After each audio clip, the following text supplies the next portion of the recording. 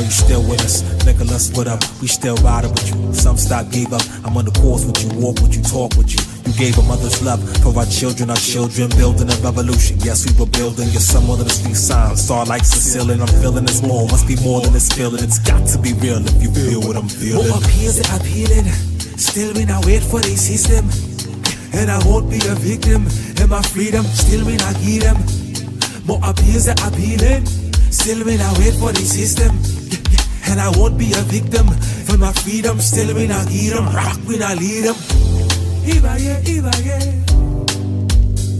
Danu, Ibaye, Ibaye. Danu, Ibaye, Ibaye. Danu, Ibaye, Ibaye. Danu, Danu, Look at your strong kin, what a legacy. We still great to be better than the enemy. I ain't your target practice, I'm blacksmith alchemy. We way beyond average multiverse galaxy. That'll be nebula, cellular galaxy. All within I and me, all for the world to see. I talk, put around a speech. I walk, leave behind recliner seats. We put the rise in power to the rest in peace. Make your soul rise in power, suffering rest in peace.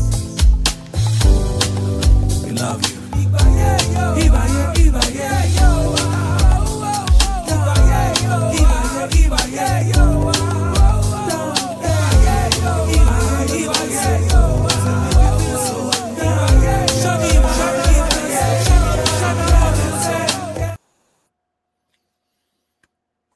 Peace and blessings, relatives. I'm sending you each a big hug right now.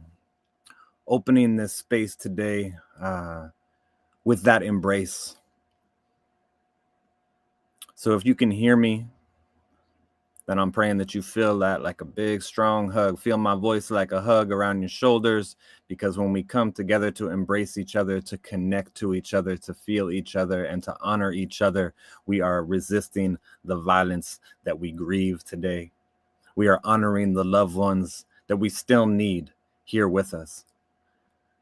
We are loving in the face of hate, racism, and violence, militarism, torture, pain. We are choosing community. We are choosing justice here. So may this Stolen Lives ceremony today be a place where you feel like you are seen, where your life is honored, where your family is honored, where all your relatives feel seen. For that, we come together. So I say again, feel that embrace. We are right here with you. Not only are we here, those of us who are still breathing this air and walking this land, but we are also here with those who come before us. We're here with all of our ancestors. And so I pause and invite you to welcome that spirit into this room, the spirit of those who came before us. Thank you, ancestors, for being with us in this moment as we honor the lives taken. Thank you as we honor community. Thank you, ancestors, for giving us the good hearts we have to love each other. We start in that gratitude. And then we're going to open with a song that honors those who have been killed, because we also welcome their spirits. We thank them for their lives, for the ways in which they gave us joy, for the ways in which they taught us how to be. And we resist the system of death by honoring their life today. We're going to sing this song. Wherever you are, I invite you to fill the room that you're sitting in with this song. Don't be shy. Singing is one of the many ways we heal together. So today we sing this song. We remember all the people these police kill. We can feel their spirit. They're with us still. I invite you to sing that with me. We remember all the people. We remember all the people these police kill. These police kill. We can feel their spirit. We can feel their spirit. They are with us still. They with us still. Bring them with your voice. We remember all the people these police kill. We can feel their spirit. We can feel their spirit. They with us still. Say we remember like it's a rebellion. We remember all the people. Tell the truth. These police kill. We can feel their spirit. We can feel their spirit. They with us still. Sing that to each other wherever you are. We remember all the people. Come on. These police kill. We can feel their spirit. They with us still. I want you to sing it like we're taking the streets. We remember all the people, like we're fighting for justice. These police kill. We can feel their spirit. We can feel their spirit. They with us still. Sing it a little bit louder now. Come on. We remember all the people. These police kill. And we can feel their spirit. They with us still. With love, sing that. We remember all the people. These police kill. We can feel their spirit.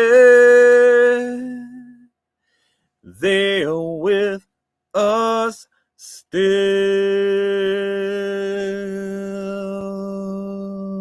Thank you for singing. Thank you for praying. Thank you for welcoming the presence of our loved ones we've lost and the presence of all of our ancestors into this virtual space. Beautiful relatives, wherever you are, know that you are not alone today, that we come with all of those who came before us. We come with those who taught us to work for justice. We come with our comrades, with our neighbors. We come with those of us in this world who want justice and liberation, safety, kindness, goodness, and joy. This is the world we deserve. And I want us to actually feel in our bodies and in our spirits that when we gather, we create that. It might not be in the streets of our city today because there is so much racism and violence, but it might be in these spaces that we make. And one of the people who taught me about making spaces for people, for love, for justice, is my brother Spirit. Spirit, I'm so grateful that you are here, my brother. Thank you for being a walking sanctuary, my brother. I love you. I'm sending you a big hug, and peace and blessings to all of our relatives out there. We are together.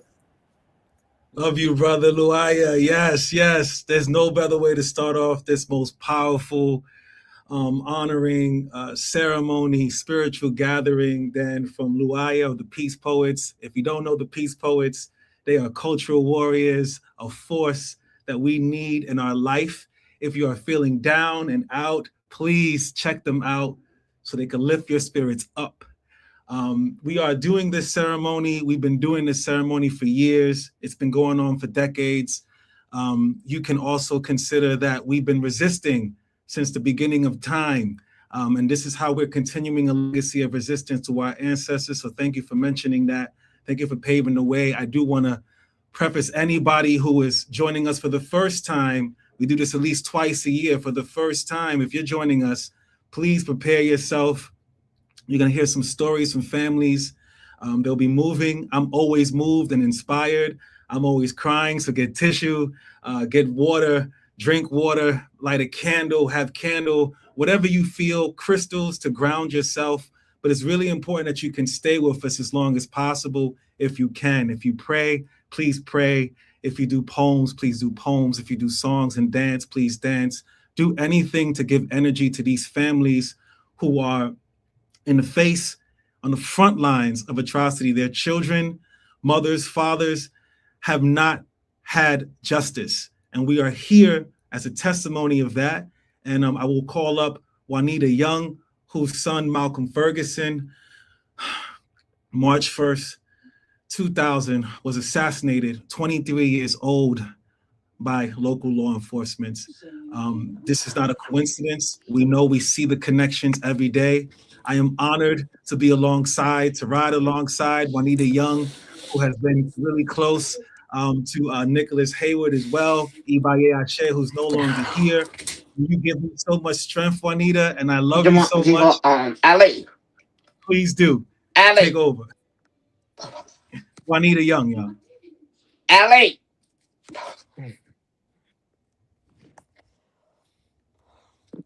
She could be having some tech difficulties. So please bear with us. Tell Buddy, tell Devon come here. It's not working. He better come here. Helping out. People are helping out. Okay, cool. We're going to get back to Juanita. People are trying to figure it out. As I mentioned, she's one of our elders in the movement, one of the founders of this project. Stolen Lives is something that brings people together. Every time a family has one of their loved ones assassinated, taken away, or stolen by local law enforcement, this family, this crew, this ceremony brings everyone together. They hold each other. These families go from New York to California, throughout the United States of America, wherever they are, wherever you are. If you know a family, if you know somebody who would like to be inducted into this process and be a part of this process, please don't hesitate. You see some photos right now being shown up. We are a very vibrant, beautiful, lively crew, no matter how much life they try to take from us. And again, Juanita Young is still trying to figure out how to get her tech on, but I'll say a few words. Malcolm Ferguson, 23 years old, was assassinated point blank range by undercover police officer Luis Rivera. And this is not something that's unique or isolated, right? Nicholas Hayward, his son, was also assassinated by local law enforcement in Brooklyn. And we need to figure out how to not only prevent this from happening, and you'll hear a lot of people have actions and different things that you can sign up for and do. But right now, we're asking you to just provide your light, your love, your care, your energy to these people that we have, our friends, our family, our loved ones, because we don't want to wait for it to happen to you to get involved. You don't want to wait till it happens to your friends to get involved. There's a lot of things going on in the streets, a lot of distractions. It's a lot of international events that are happening as well. And on the ground right now, we are having the suppression, repression, police assassinations from police or police, I like to say, to ICE. And what I'm going to do right now is move forward as my brother. Okay, we got it. Yes. Okay, cool. I was going to thank you, Juanita. You're here. She's here. Juanita Young, a spiritual warrior, a political warrior, all sorts of warrior, holistic. It's an honor to be with you, Juanita. Please do take over. Thank you so much for joining us today. Thank you for inviting me. Good evening, everyone. Welcome to the National Stolen Lives. The Stolen Lives was formed by parents and other groups to document police brutality. We always hear it was the person's fault.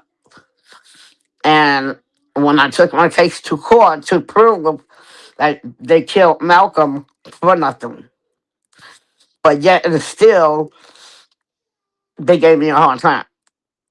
But at the end, I ended up winning his case.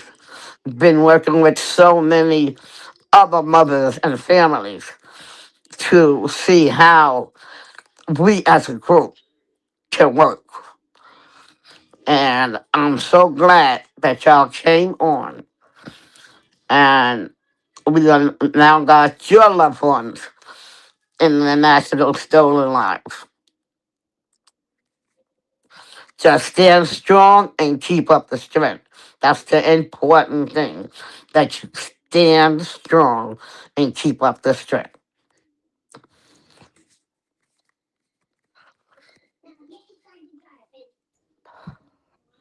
Thank you, Juanita. I'm always inspired by you. This is Spirit. I'm always inspired by you, always inspired every time, motivated. You're constantly in the streets. You're constantly fighting for justice. You're constantly also not only fighting, but holding space for other families as a mentor, as a guide. And we really appreciate you. We love you. And we'll fight for you until the end, until we continue on. We just continue on. Thank you so much, Juanita.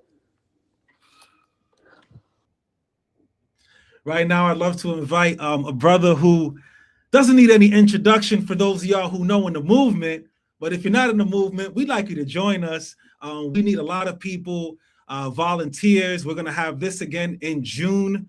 And we know, unfortunately, you know this, if you do some research, over 1,000 people are assassinated, killed by local law enforcement every year.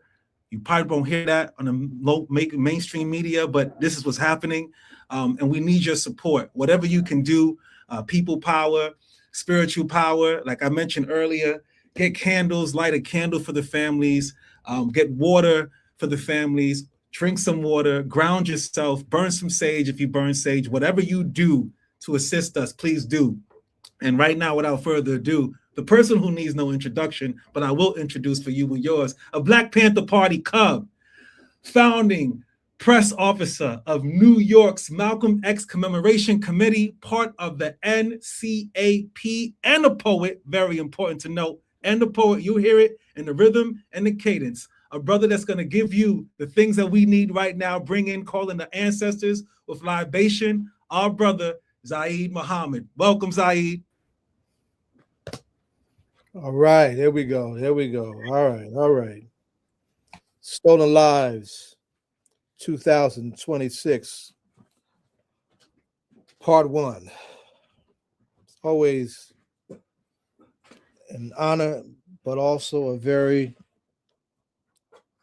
heavy weight to be tasked with this particular responsibility to open our proceedings with the libation responsibility.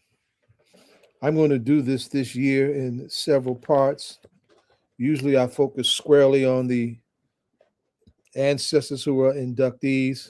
I'm going to expand that a little bit because, though there is a wild card that runs through the family survivors of police violence, and that is trauma. And trauma can have us respond and behave and react and adjust to situations very differently and very unpredictably.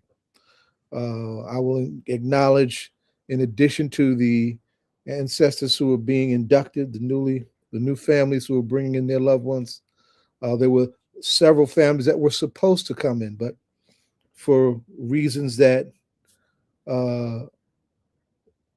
we won't go into here, the last minute that changed, but the names should be lifted.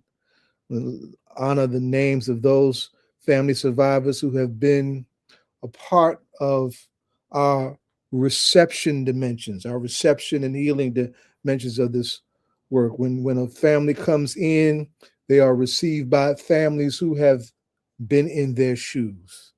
And it becomes, and is, and has been for several decades now, a very full network of family survivors. And that's the healing dimension of this work. When somebody goes through a traumatic event, and they're embraced by some others who may not have gone through what they have just went through. And it may be hard for them to connect to get that thing that they need to continue. But here in this space, those families that lost loved ones are indeed embraced by other families who lost loved ones, right? So it's a space where it's a safe, warm, receiving, familiar space. So the families that have been here for a minute and who've helped other families come into this circle of healing, I'm going to name their family ancestors.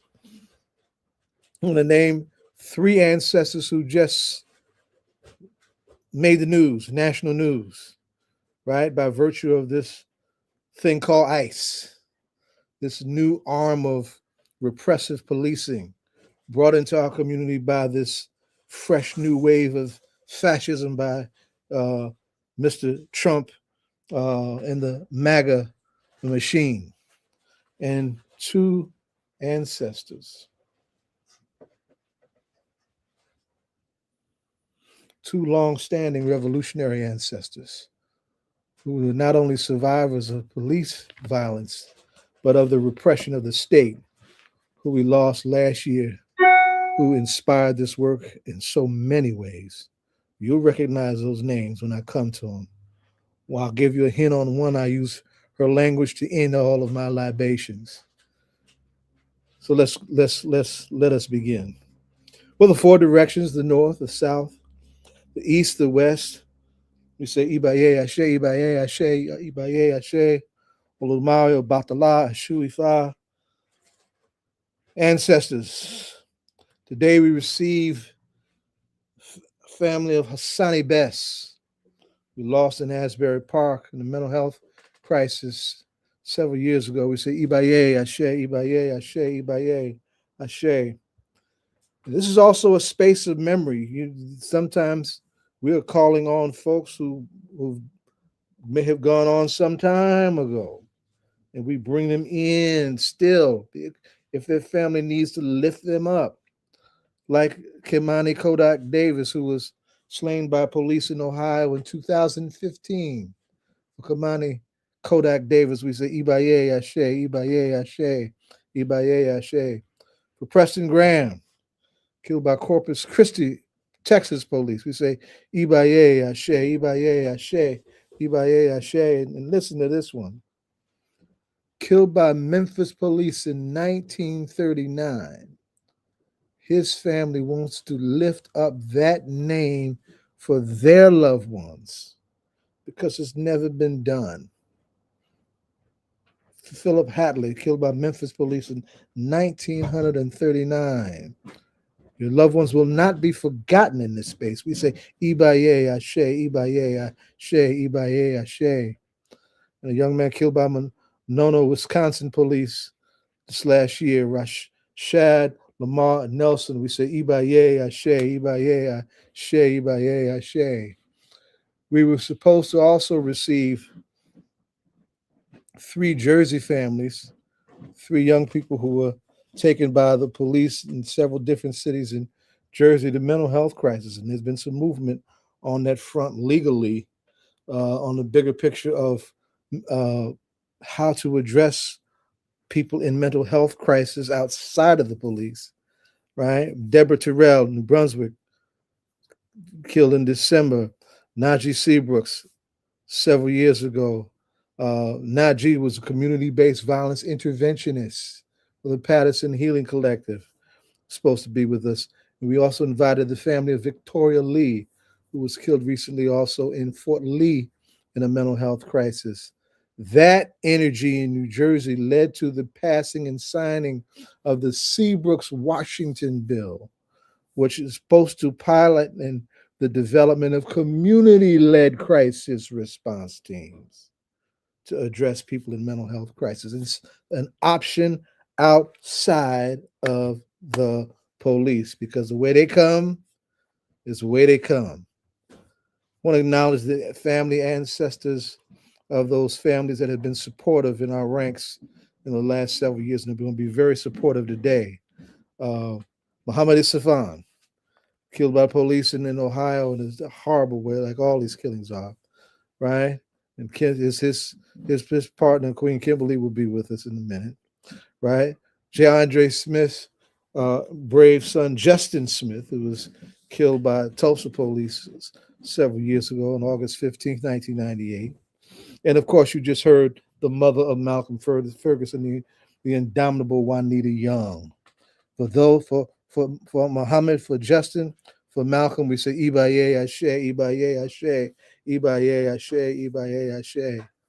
And we've been confronted with this phenomena in our community, these mad mass men called ICE, literally snatching people up and making them disappear, right? And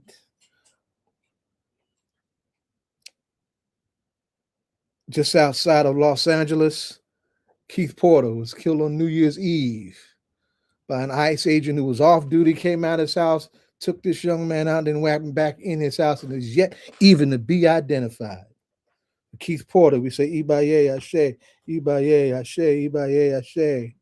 A whole lot of noise was made by a legal observer at an ICE action by the name of Renee Good in Minneapolis, literally just minutes from where George Floyd was killed. And all hell is broken loose all over the country by virtue of what happened to that young lady. For Renee Good, we say Ibaye Ashe, Ibaye Ashe, Ibaye Ashe. And we've had action in Delaney Hall in Newark, New Jersey. The mayor of Newark, New Jersey, Ras Baraka was arrested trying to do some oversight at that space several months ago. Newark's Congresswoman LaMonica McIver is being charged with assault. Just trying to stay close and to protect her mayor, that crazy incident. And since then, at the hands of those ice monsters, we lose a young man by the name of Jean Wilson Brutus. In ICE custody for Jean Wilson Brutus, we say, Ibaye Ashe, Ibaye Ashe, Ibaye Ashe. Then there are some incredible warriors in the Black Liberation Movement who we lost last year, who are so incredible shoulders that we stand on, and that I know I stand on, who we have to uplift.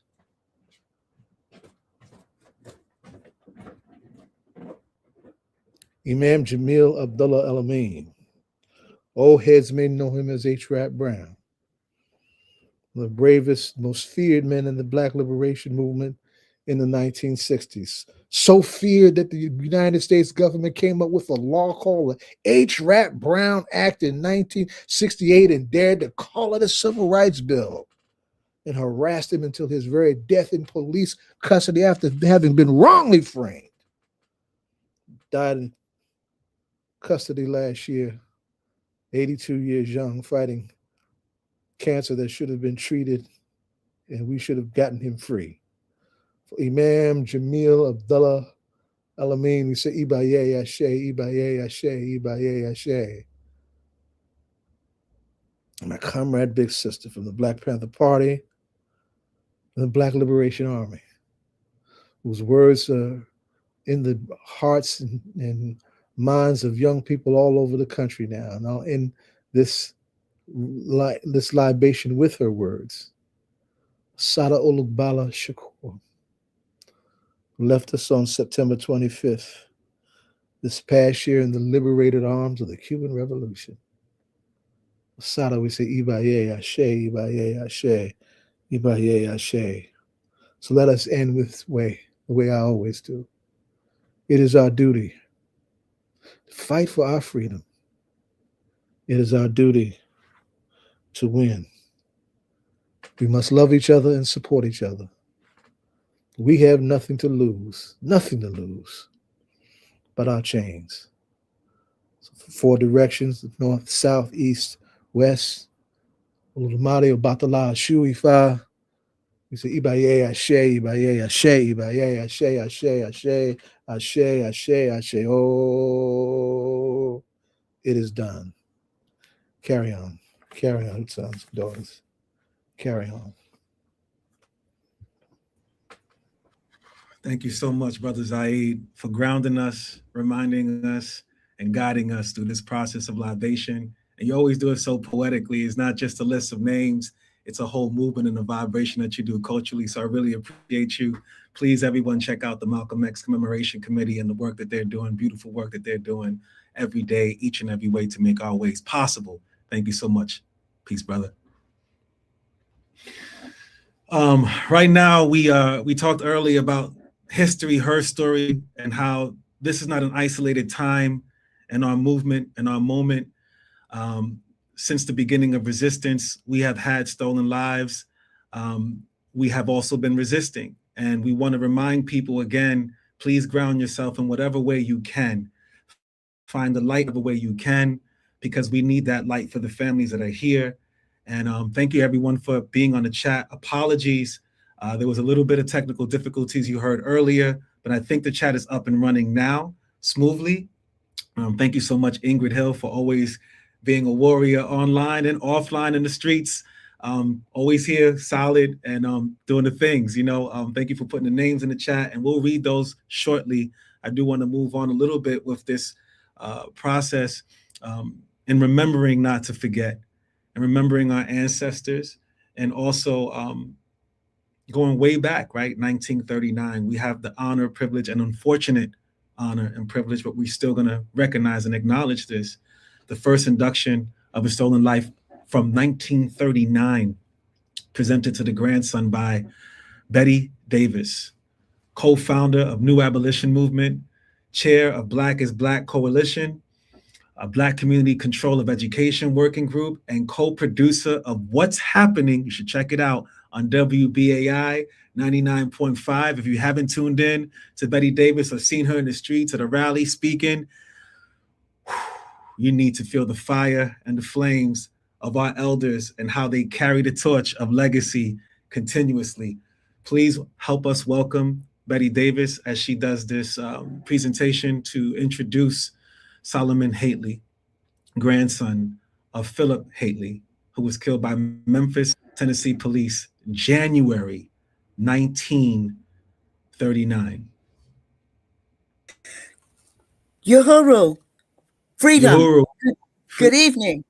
As you know, we are our own liberators. And when we speak truth to power, that is a liberating, defiant action. I want to say I'm standing today for Sister Lynn Stewart, and I'm standing today for ancestor Ralph Pointer. And I want to remind you of Ralph's credo. He said the overriding element in every situation or circumstance in a Black life is racism. Birth, elementary school, housing, health, food, etc. Black lives have never mattered except during slavery and other circumstances where money is being made by our labor for others. The modern death penalty, 80% Black, moved lynching indoors.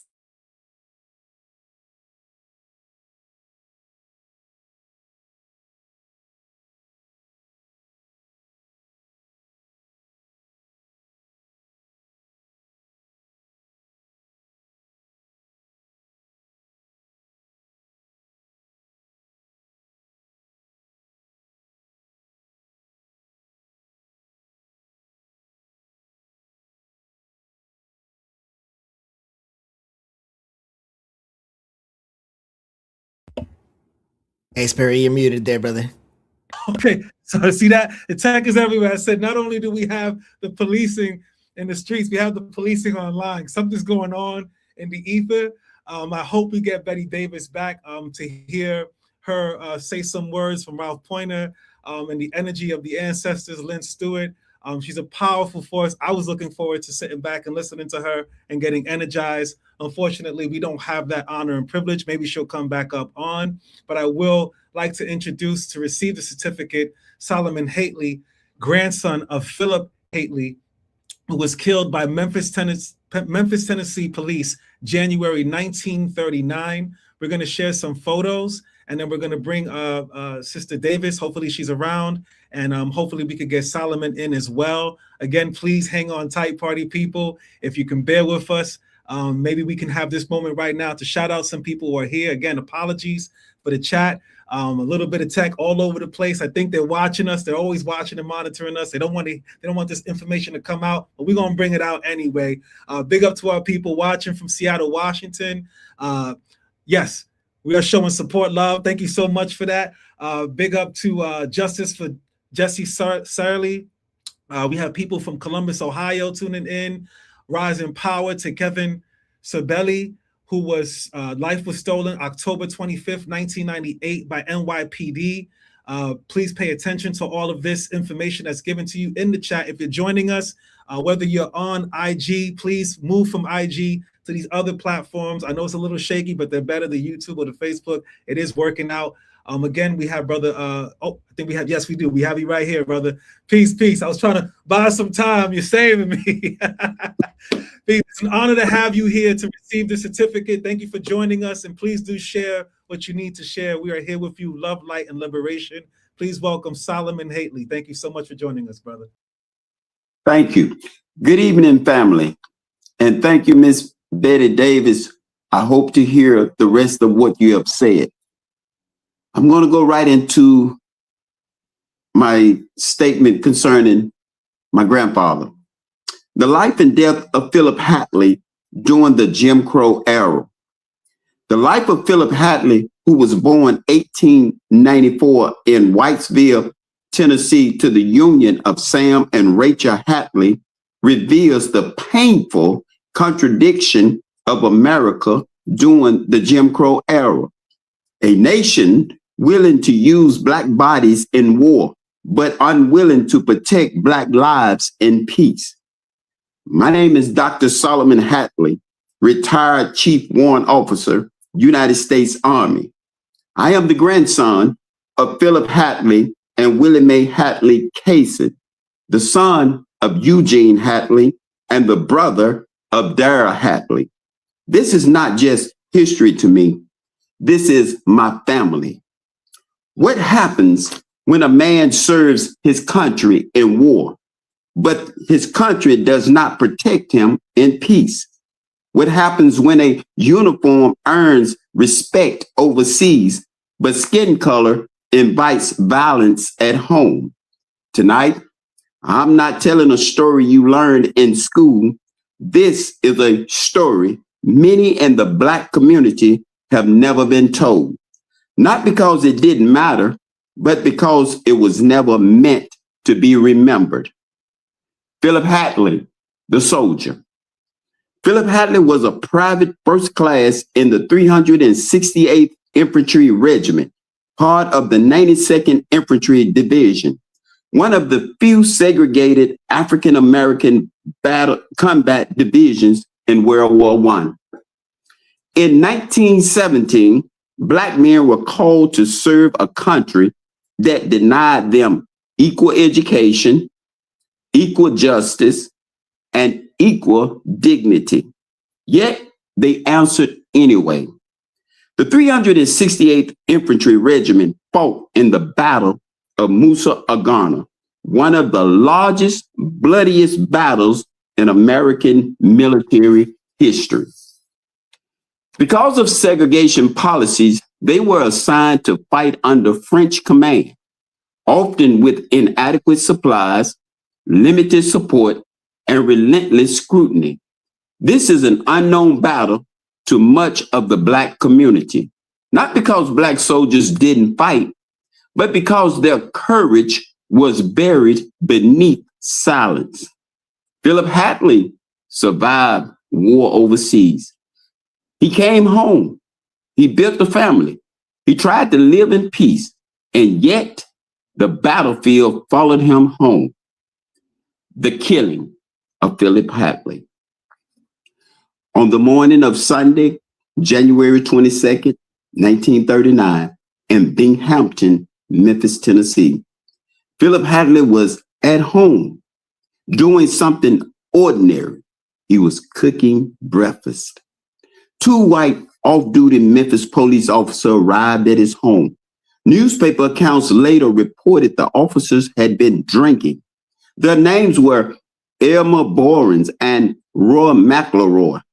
They claimed they wanted to question Phillip Hatley. The reason varies, depends on the report. What does not vary is what happened next. The encounter escalated. Phillip Hatley was beaten, forced towards a squad car, and in fear, he tries to run back towards his home, towards safety. As he ran, Officer Boren fired his weapon. Reports state Phillip Hatley was shot near the back porch, and again as he ran across his yard. He died not as a criminal, but as a man trying to get back to his own home. The immediate press reaction was rare for the time. Both officers were fired, but were charged with murder. The police commissioner publicly called the killing inexcusable, citing intoxication on the force. But then came the courtroom.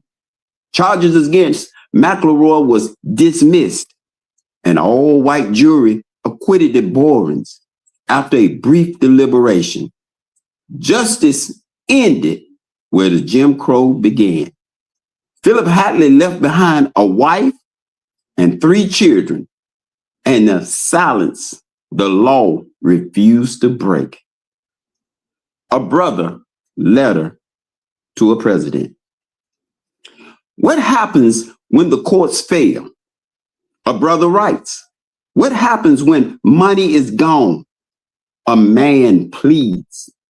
James Hatley, Phillip's brother, wrote directly to President Franklin D. Roosevelt. I will read words exactly as written because his voice deserves to be heard unedited. My dear Mr. President Roosevelt, I'm worried over how the city of Memphis, Tennessee, let 2 young police get drunk and go to my brother Phillip Hatley's house and kill him and left 3 little children and his wife suffering and no one to care for them. This was done the 22nd January, 1938. He was a soldier in the World War. He was a good man in every place I live. And I think the city of Memphis has a right to care for his children and his wife. Like it looks as if Negroes is nothing but dogs. And Mr. Roosevelt, I have no money to fight the case. And I'm asking you in the name of the Lord, look into this matter. And I believe what is right, you will do it. Please answer this letter and tell me what to do. I can't help but worry over how dirty this was done. But yet, I'm a Negro writing to our great president of the United States. Please answer this letter from James Hatley. This is not just a letter. It is a cry for dignity. Now, in closing, I want to call to remembrance and leave the legacy. Phillip Hatley's life exposed a truth we still wrestle with today. Service does not guarantee protection. Ballot does not guarantee justice. But remembrance restores dignity. Tonight, we remember a soldier, a husband, a father, a Black man who deserved to grow old. And we tell this story so silence does not win again. Because history ignores becomes injustice repeated. I would like to thank Stolen Lives and my good friend, Ashley McKenzie. I would like to thank everyone for just being here today. And on behalf of my family, Dara Hatley, and all of the kids that work with us so close, we thank you. Be blessed.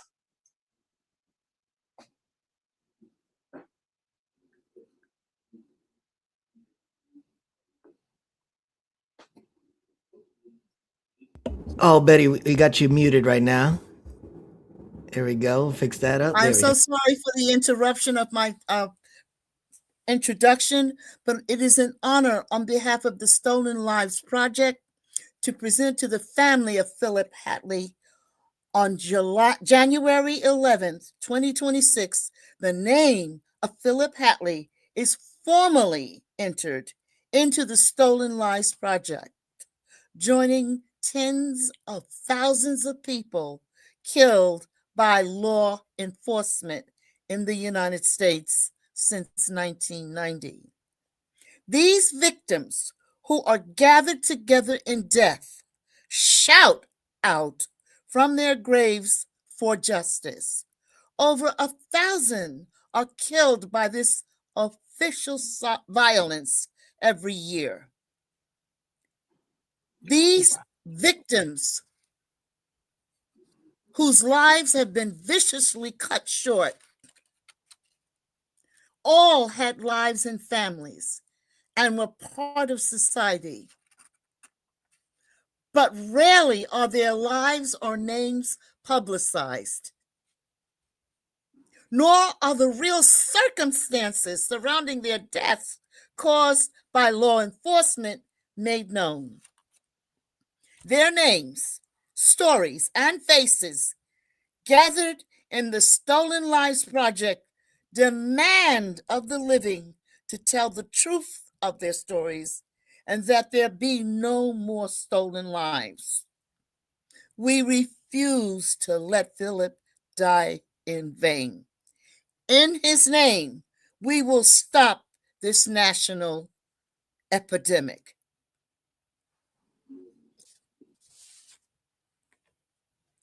It is an honor, sir, to induct you into the Stolen Lives Project. And thank you for your integrity and your courage. And we know, as King said, justice delayed is justice denied. But we will have justice, Ashe. Thank you so much. Thank you so much, Betty Davis, Brother Hatley. Thank you for your service, and thank you for your courage, as Betty Davis mentioned, to continue to organize and to seek justice for your grandfather. Again, 1939, this is one of the first induction of a stolen life from 1939 presented. So this is also being like history, her story in the making, in the taking. So thank you. And Betty Davis, at some point, we do want to hear the rest of what you had to say. That fire that you were brewing up, I really do want to know what's happening over there. We're gonna show a little video clip from Cornell West, bringing some light for us to see the connections, correlations between ICE, police, military oppression, and how things aren't isolated. The words from Cornell West, we're going to pull up. Oh, thank you once again. The tech, I know there's some tech issues, but we couldn't make this happen with the people behind the scenes. So Lumi, thank you, Lumi, for holding it down in the tech. Always, thank you, Kathy Chen, for always holding down the tech and feeding me the things I need to be fed. Ingrid, thank you so much for always being solid. Andre, we're going to get to all of these families and talk about a few more things. And we're going to have a beautiful poet coming up soon. But please, some words right now coming from Dr. Cornell West. Thank you so much, Lumi. Let us be clear. Let us not be deceived. The murder of Sister Renee Good in Princess City, Minneapolis, is not just about one isolated incident. It is one step closer to American-style fascism, not just in terms of the rule of big money and big military, not just in terms of the grotesque wealth inequality, not just in terms of the scapegoating of brown immigrants, of black folk, of gays and lesbians, and the crushing of the working class and its trade unions. It's deeper than that. It's a spiritual issue that has to do with those who think that might makes right, that power can always trump any morality, and think that somehow everyday people, organized people, will cave in and give up and feel as if we're so hopeless and so helpless and so impotent. But no, I come from a great black freedom tradition that understands that no matter how much you gangsterize the world, we have a countervailing force inside of us, outside of us, among us. So yes, we respond with love of people in face of hatred of those people. Yes, we respond in terms of justice in the face of terror, and freedom in the face of unbelievable trauma. Yes, indeed. This is a moment in which more and more we're going to have to decide, are we willing to bear witness, to pay a cost, and to be true to those who came before in the face of this organized greed, this weaponized hatred, and this routinized cruelty in policy. Long live the name of Sister Renee. Yes, just like George Floyd, just like Breonna Taylor, just like so many others who have had the better cost of arbitrary power. Let us be always mindful of our spiritual, moral, and political power here in every corner of the globe.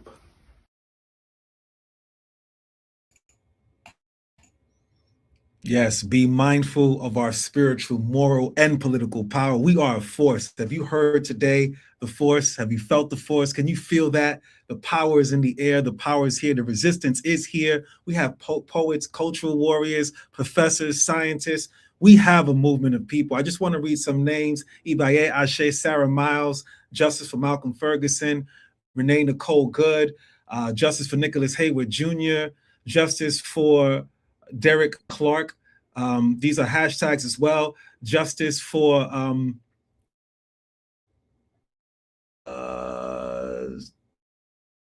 the mother of Jalen McKenzie. Thank you so much, Ashley McKenzie, for us from Atlanta, who was her son was killed by Memphis Police Department. Again, justice for Phillip Hatley, justice for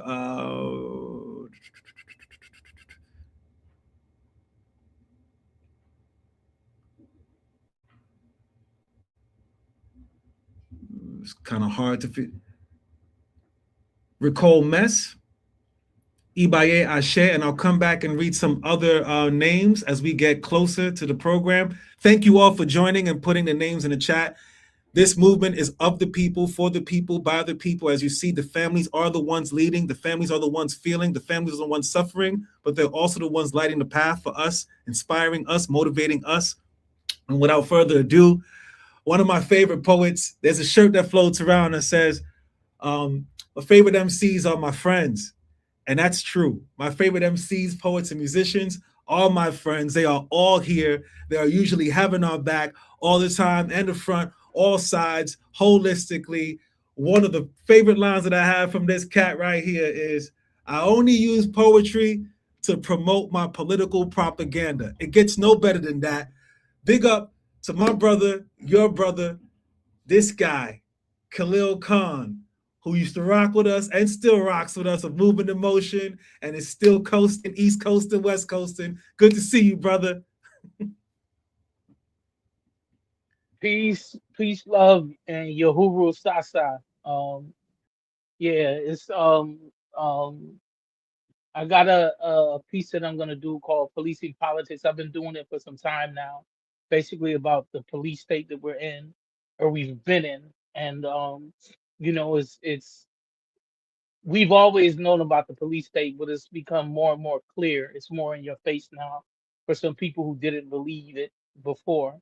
I mean, we basically have what's today like the equivalent of Germany's brown shirts, not to keep going back to Nazi Germany, but you know what I mean? It's like I said, it's always been here, but now it's becoming undeniable for some people that chose to stay blind about it, about the police state that we're in. So I'm gonna do this piece. It's called Policing Politics.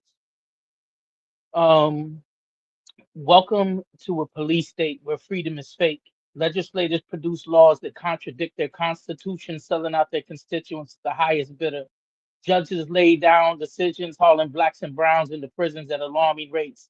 The same judge cracking jokes about spics and niggers while eating cake at his coffee break, with the district attorney cracking more jokes when their good old friend, the public pretender, walks in.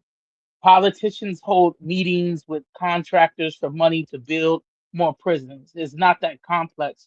When put in proper context, there's money to be made from the prison industrial complex.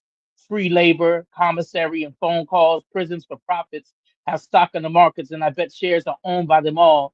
There are laws in the books portraying homeless people as crooks rather than those who benefit from their misery.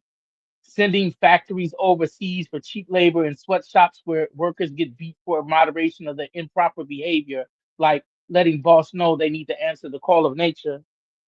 Here, protesters are greeted with goons with rubber bullets and gas.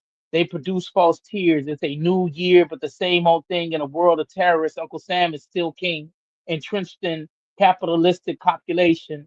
Greed is the seed that will grow to strangle this nation. As brother steps on brother's neck for our daily bread, sucking blood to get ahead, while the media helps the government put fear in our heads. Don't tell me anything about I'm a Ahmadinejad's goons. Where I live, I have crackers and coons in police outfits equipped with Gestapo tactics and nightsticks that connect with black and Latino faces, while bullets replace flesh in dark places like alleyways. Even if cop gets caught, cop gets away, because corrupt judges are quick to acquit terrorists as long as they wear police outfits. Al Qaeda is the least of my worries because Officer Murphy's trying to hurt me, no questions asked. He just flashes his badge and thinks he has the right to whoop my ass or whoever he grabs for the day. The president condemns the killing of children while ordering bombs dropped over Baghdad or Belgrade on buildings while children are still in them. The youth are violent, taking the example of their role model, Uncle Sam, who practices murderous politics, invading countries for crimes for which he has no evidence, cuts money from education while increasing the school's militarization. 6-year-old children are roughed up by 28-year-old children with pistols on their side. If 6-year-old child whispers, I know my rights, 28-year-old child yells, that's it, let's take a ride. Who's just one of the same armed bandits who roam the streets with guns and badges with the legal right to put people in caskets. It gets, if they get nervous, doing the job they are told to do by wealthy people who couldn't possibly relate to you. So, welcome to a police state where mandatory minimums are mostly where so called minorities mingle, and a war on certain drugs in neighborhoods filled with people who don't have the means to manufacture the guns or the dope, don't have the means to bring the coke to the coast, don't own the jumbo jets, the semi trucks, or the boats, while suburban suppliers are almost never taken to jail. And the government has the nerve to wonder why the drug war continues to fail. If you're poor, you're already living in a police state, but for the rest of us, it's just emerging. What you think not? You tell me what it is when uh, cops fire warning shots not in the air, but into the flesh of young women and men, leaving them dead on cold concrete in U.S. streets where it should be obvious. Hypocrisy reeks. Um, but yeah, that's it. Police and politics. And when I originally wrote this, I had put like emerging, but it's clear that it's no longer emerging. It's in full effect. Um, so yeah, that's it. Big up to my brother Khalil Khan for bringing that context to you all. Hello. Thank you so much, brother. I really appreciate you. I don't know if you can hear me, but we got love for you. Love you. Bless up. Thank you guys for always.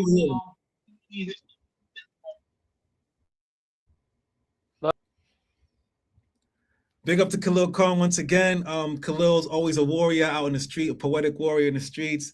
He talked about police state, and the context of that poem is talking about a police globe.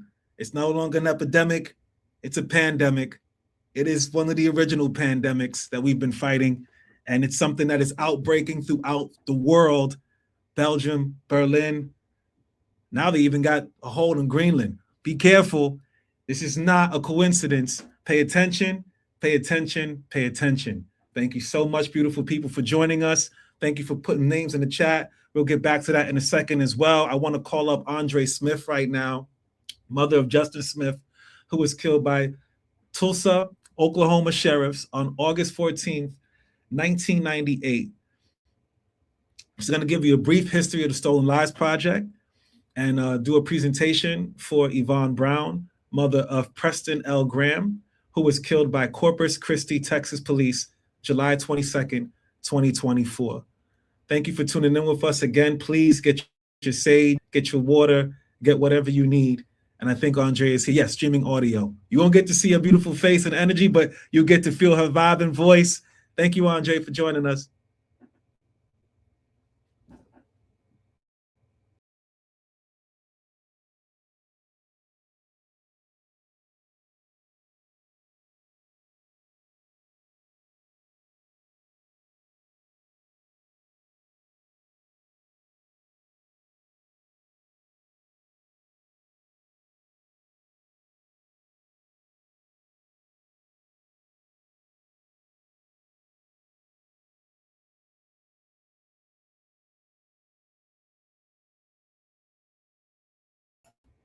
I think they got us again.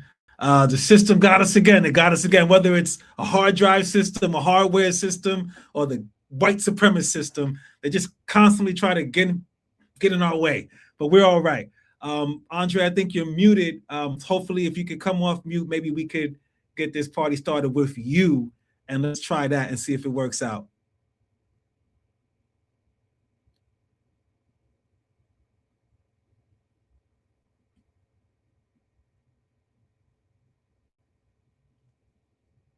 We still don't hear you.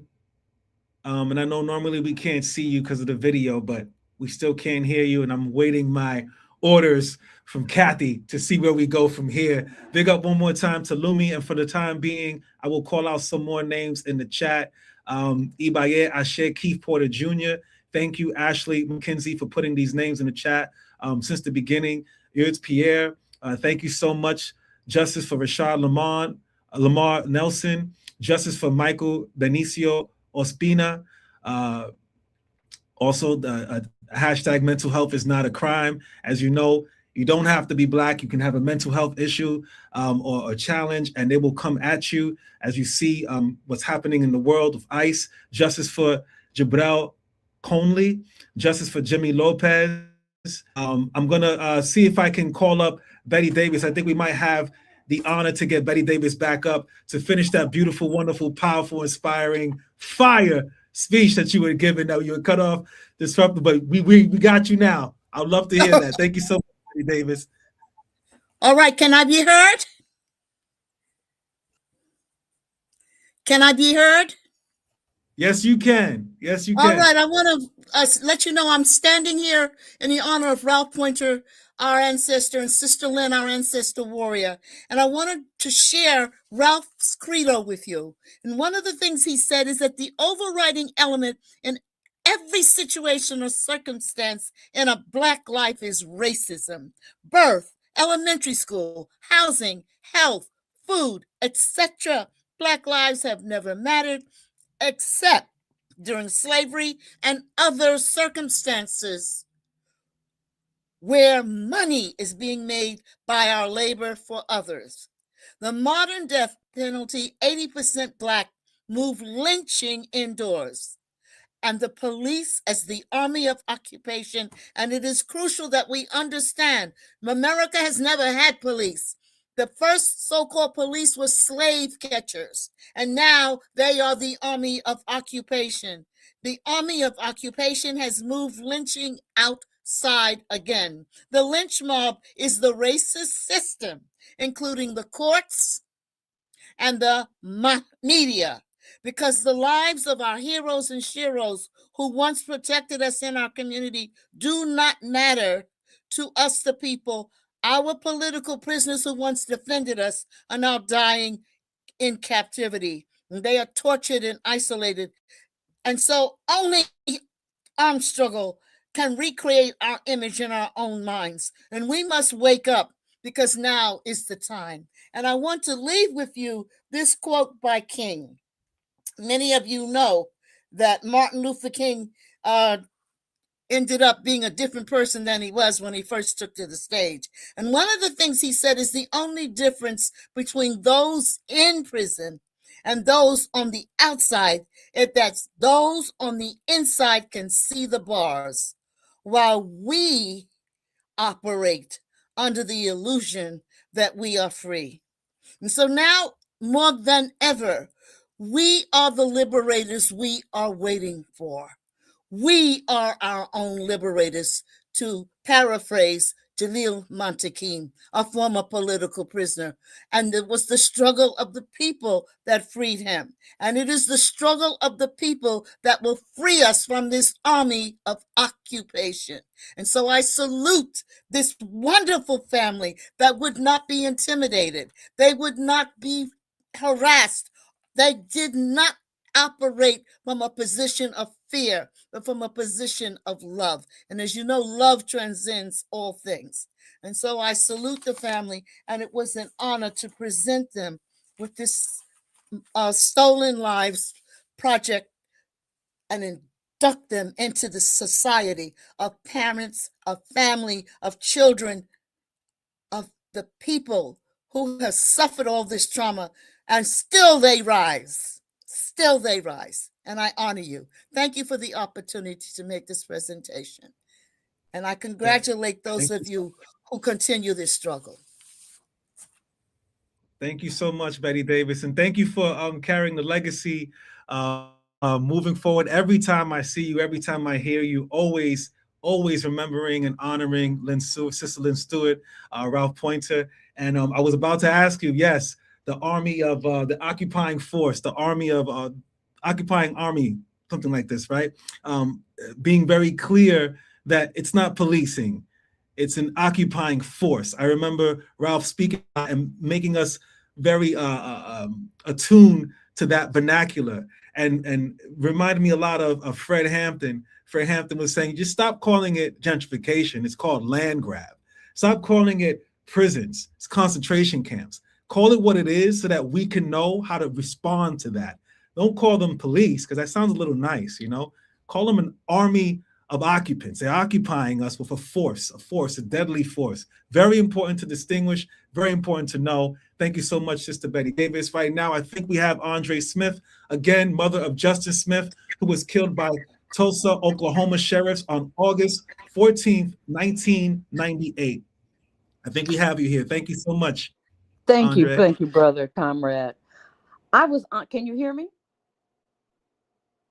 Yes, we can hear you. Okay. I was honored to have my son certified in the first national induction ceremony that was held 27 years ago in 1999. And I'm also honored and thankful to participate today in this 8th national ceremony. As you said, I'm the mother of Justin Smith, who was the godson of the late great freedom fighter, who we should never forget, Sonny Abubadika Carson. Justin was beaten to death while handcuffed by 5 cowardly Tulsa, Oklahoma County sheriffs, August 14th, 1998. His last words, echoed by far too many other victims since then, were, "I can't breathe." I'd like to give before I introduce the person I'm going to introduce, I'd like to give listeners a brief history of the Stolen Lives National Induction Ceremony, if that's okay. Okay, because there had not been any official accounting of police killings made available to the public, the October 22nd Coalition to Stop Police Brutality, Repression, and the Criminalization of a Generation decided in 1996 to conduct their own documentation. Initially called the Names Project, it evolved the following year, 1997, into a self-published book containing 500 names of people killed by police. Through grassroots efforts in 1999, Seven Stories Press published the second edition of the book, Stolen Lives Killed by Law Enforcement, which documented and provided stories for more than 2,000 people who died at the hands of police in the United States in the 1990s. Preparing for publication, volunteer editors, including me, were given floppy disks of the data to work with. For many families and other loved ones of those killed by police, the truth of what happened, how it happened, and how no one was ever going to answer for these deaths was finally being publicly revealed. Nothing like this had ever existed before. This was before anyone could easily just conduct a Google search to find cases of police homicides. Physical files of newspaper clippings and handwritten notes were among the sources for the documentation, and 3-ring binders of loose leaf paper functioned as the documentation. Submission forms were mailed in from all over the country from loved ones of stolen lives, as well as anyone that cared that a case was included in the documentation.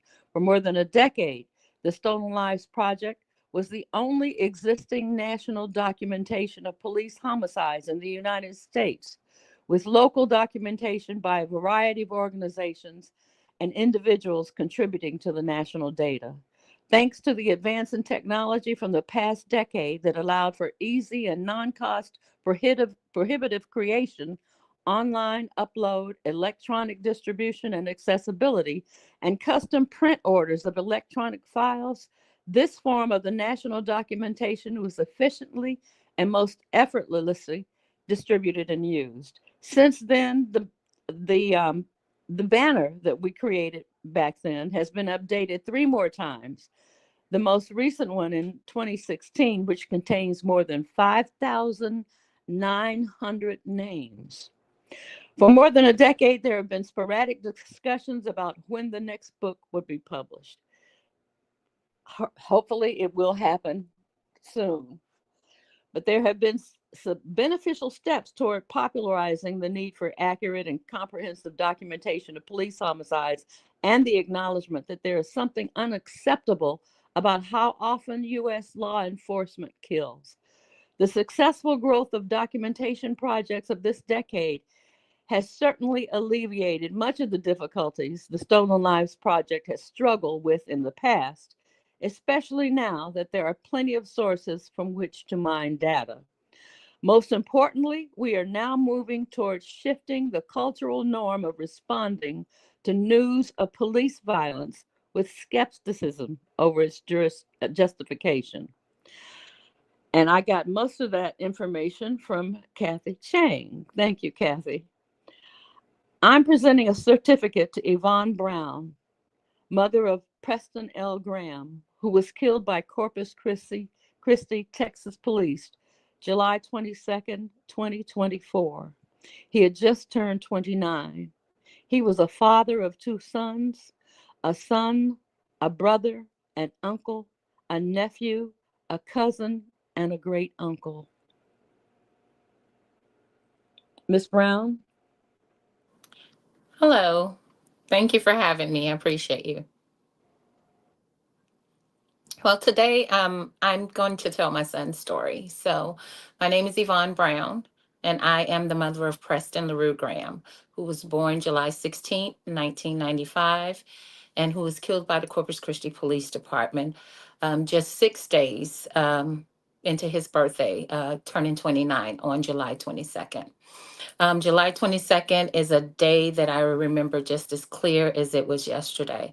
I spoke to Preston on my lunch break at 11 o'clock that day, not knowing that that would be the last time that I would hear my son's voice, and receiving a call from the Corpus Christi Police Department later that night at 11:20 p.m. From an Officer Pettis. Officer stated to me that they received a call from an ex-girlfriend stating that Preston was breaking into her unit and that he was armed and dangerous. But when she stated the location of the incident to me, I notified her that that place of residence was Preston's residence and that no one lived with him except for his 1-year-old son at the time. So for clarity, I stated to her that his apartment had just been vandalized 2 weeks prior by an ex-girlfriend, and surely this couldn't be the same person that she was referring to. So at this instance, the officer was a little confused, and she stated to me, so this is his place of residence and not hers, as if she wasn't aware. I then hung up the phone with her in a panic. I contacted Preston's father and got dressed, and we headed to his apartment. The officer called me back a second time during my commute over to the apartment and proceeded to ask me additional questions about Preston. And I really was confused once I arrived to the scene, and the entryway to Preston's unit was completely blocked off with tape. At this point, his father and I knew that the police weren't telling us the truth about what happened. After waiting 3 additional hours outside of the unit, we then were approached by an officer who then told us that our son was deceased. No remorse, no explanation, no how, no why. My rights on July 22nd were then stripped from me as a mother. I was denied the right to see my son. I was denied the right to identify his body. They told me that they identified him by a identification card that was in the apartment at the time. I asked to see that. I was also denied that as well. I went to the morgue and the police station the following day and were denied to visit my son and was denied additional information as well. I then retained an attorney. After doing so, the story from the police department that his father and I received changed 3 times. It went from an ex-girlfriend calling in, it went to a noise complaint, and then the third story we received was that a neighbor called in to perform a wellness check because she heard noise in Preston's apartment. Once we obtained the body cam footage, it showed that on July 22nd at 9:10 p.m., officers approached Preston's front door up the stairs to his front door. Visual of the camera was on, the body cam footage visual was on, but the volume was not. They knocked on the door several times according to the video. No answer. So they proceeded back down the stairs into the courtyard, where then the audio clicked on, and they began yelling for him to come out of the unit with his hands up. And they did this repeatedly. All of this for a noise complaint or a wellness check. Was this protocol? His father and I questioned ourselves about that. After several minutes, Preston finally came to the door, but with his firearm in his hand, in the left hand to be exact. Still shook about the ex-girlfriend burglarizing his unit 2 weeks prior and kicking his door off the hinges, and authorities doing nothing about it. Preston assumed he needed to protect himself. Once the door opened, Preston couldn't see anyone on his porch. So then he stepped 1 foot out on the porch, having to lean over the railing because he was on the second floor to see local authorities down in the courtyard. When the officer below saw that he noticed Preston had a weapon in his hand, never did he yell, "CCPD, put your weapon down." He just began to fire shots, striking Preston twice, one in the left hand and one in the left thigh, forcing Preston to retreat back into his apartment unit, where he bled out and died. During camera footage and videos and statements that we were able to obtain, the body cam footage determined that they never rendered aid. They never called for EMSs, except for they only called SWAT afterwards. Body cam footage also determined that they never did their due diligence to contact the apartment complex's office to find out if the unit actually belonged to Preston. The shooting officer was also asked if he determined if Preston was in the unit alone, and that was never determined. All of this and the shooting took place prior.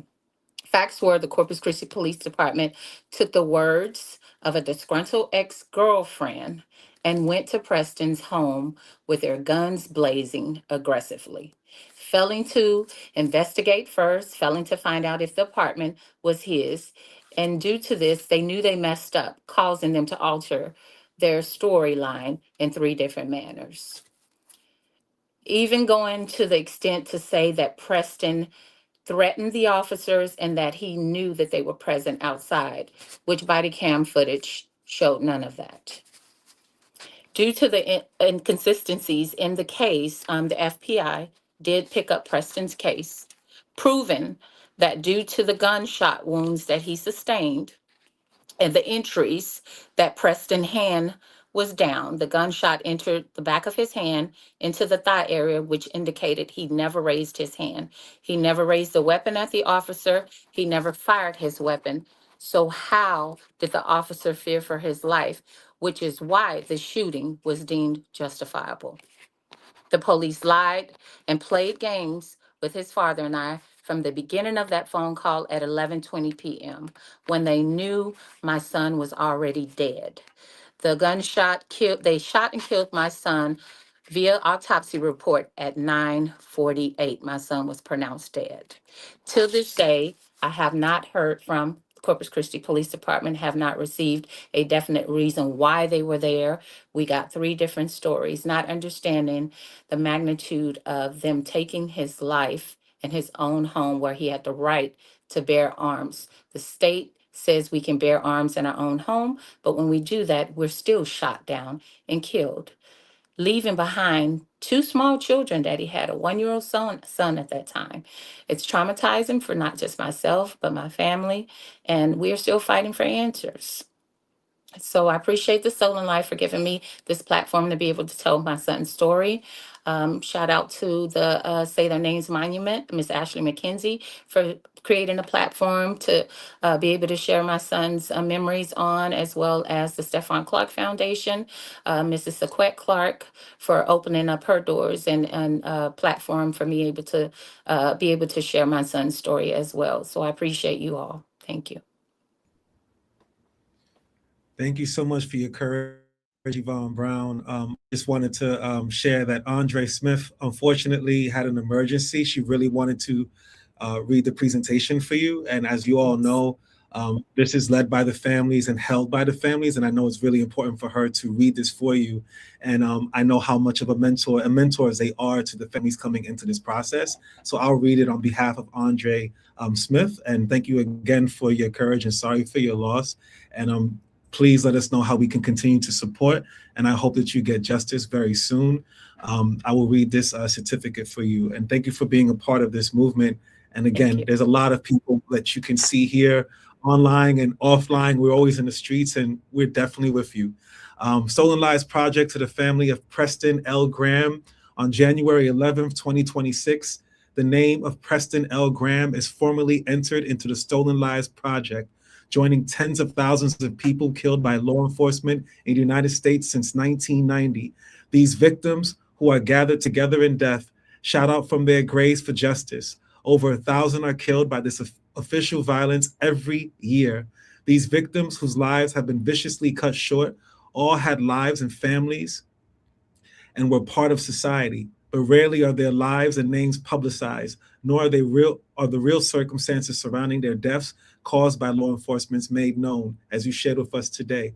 Their names, stories, and faces gathered in the Stolen Lives Project demand of the living to tell the truth of their stories and that there be no more stolen lives. We refuse to let Preston die in vain. In his name, we will stop this national epidemic and global pandemic. Thank you so much, Yvonne Brown. Thank you. Much power. Thank you. Appreciate you. Thank you for having me. That's you. Thank you. Ibaye Ashe. And again, I hope, Andre Smith, I hope you're okay. We are with you. And if you need anything, let us know. Justice for Corey Jones, justice for Hasani Bess, Kimoni Kodak Davis, Preston L. Graham, Phillip Hatley, Rashad Lamar Nelson, Najee C. Brooks, justice for all stolen lives, justice again for the Erds Pierre family and Erd Pierre family. And I want to give a shout out to Sheena Rose, who's a powerful warrior, and the whole family who are constantly in the streets and constantly online, offline, wherever they need to be, as many of the families here. No justice, no peace, abolish ICE. You see all the things in the chat. Thank you for continuing to be with us during this time. We have another cultural performance. Again, like I mentioned, favorite MCs are my friends, favorite musicians are my friends, favorite poets are my friends. And these are the people's poet. These are cultural warriors. You won't hear them on Hot 97. You won't hear them on Clear Channel, wherever you are, but you'll hear them here giving the energy and the vibration for the people, of the people.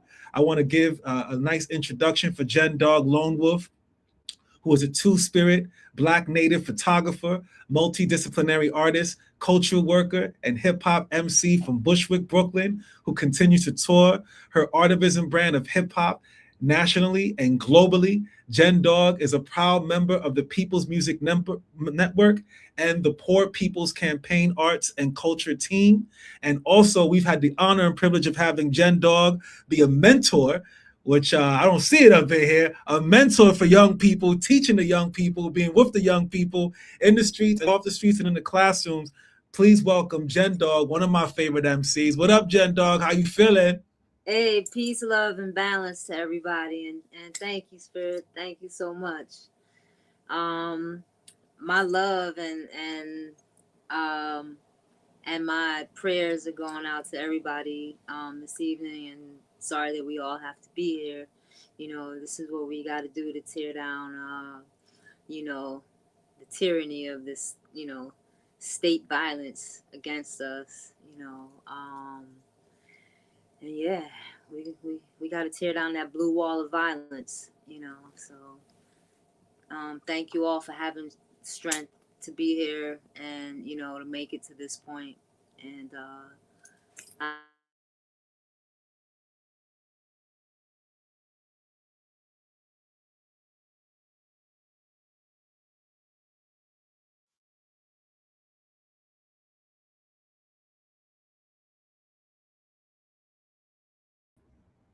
Oh, okay. Jen Dog, I know they was going to give an introduction to a video.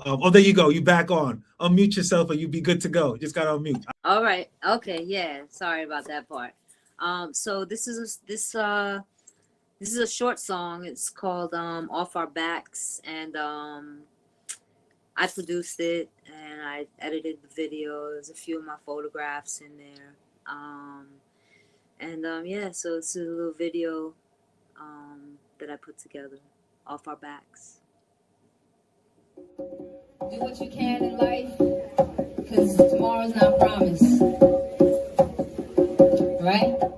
Suffering, succotash, black lives suffer backlash. Red and brown was here first, but they hook us up last. Stamina how we outlast, speak out, they say that that's bad. Easy for them to say that from the privileges they pass. But what I learned to spot is how poverty lacks justice. Benign neglect, make sure there's lots of pain amongst us. We just hope to make sure, but the ways around us dunk us. They greedy, plus they plant drugs, each other's to distrust us. But some of the richest spirits I've ever known didn't have dimes in their pockets, no accounts, golden records on their mind. Projects, poverty, townships, poverty, PTSD in the hood is so real that it still bothers me. And I'm grown, most of my seeds been sown. Even still, ask me now, damn, how much do we own? Not that much, that's how much, nothing plus tax. Yet trillions of these dollars got made off our backs, off our backs, off our backs, off our backs, off our backs, off our backs, off our backs, off our backs, off our backs.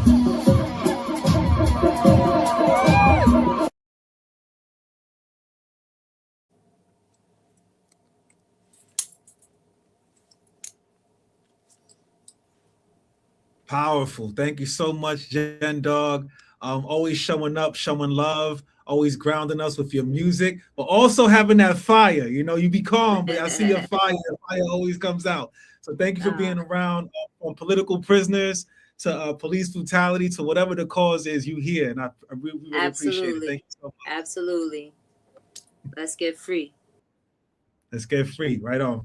Freedom all. That's the call for our political prisoners. Just want to say, we talked about earlier, we talking about this pandemic. It's not an epidemic, right? It's a pandemic. It's global.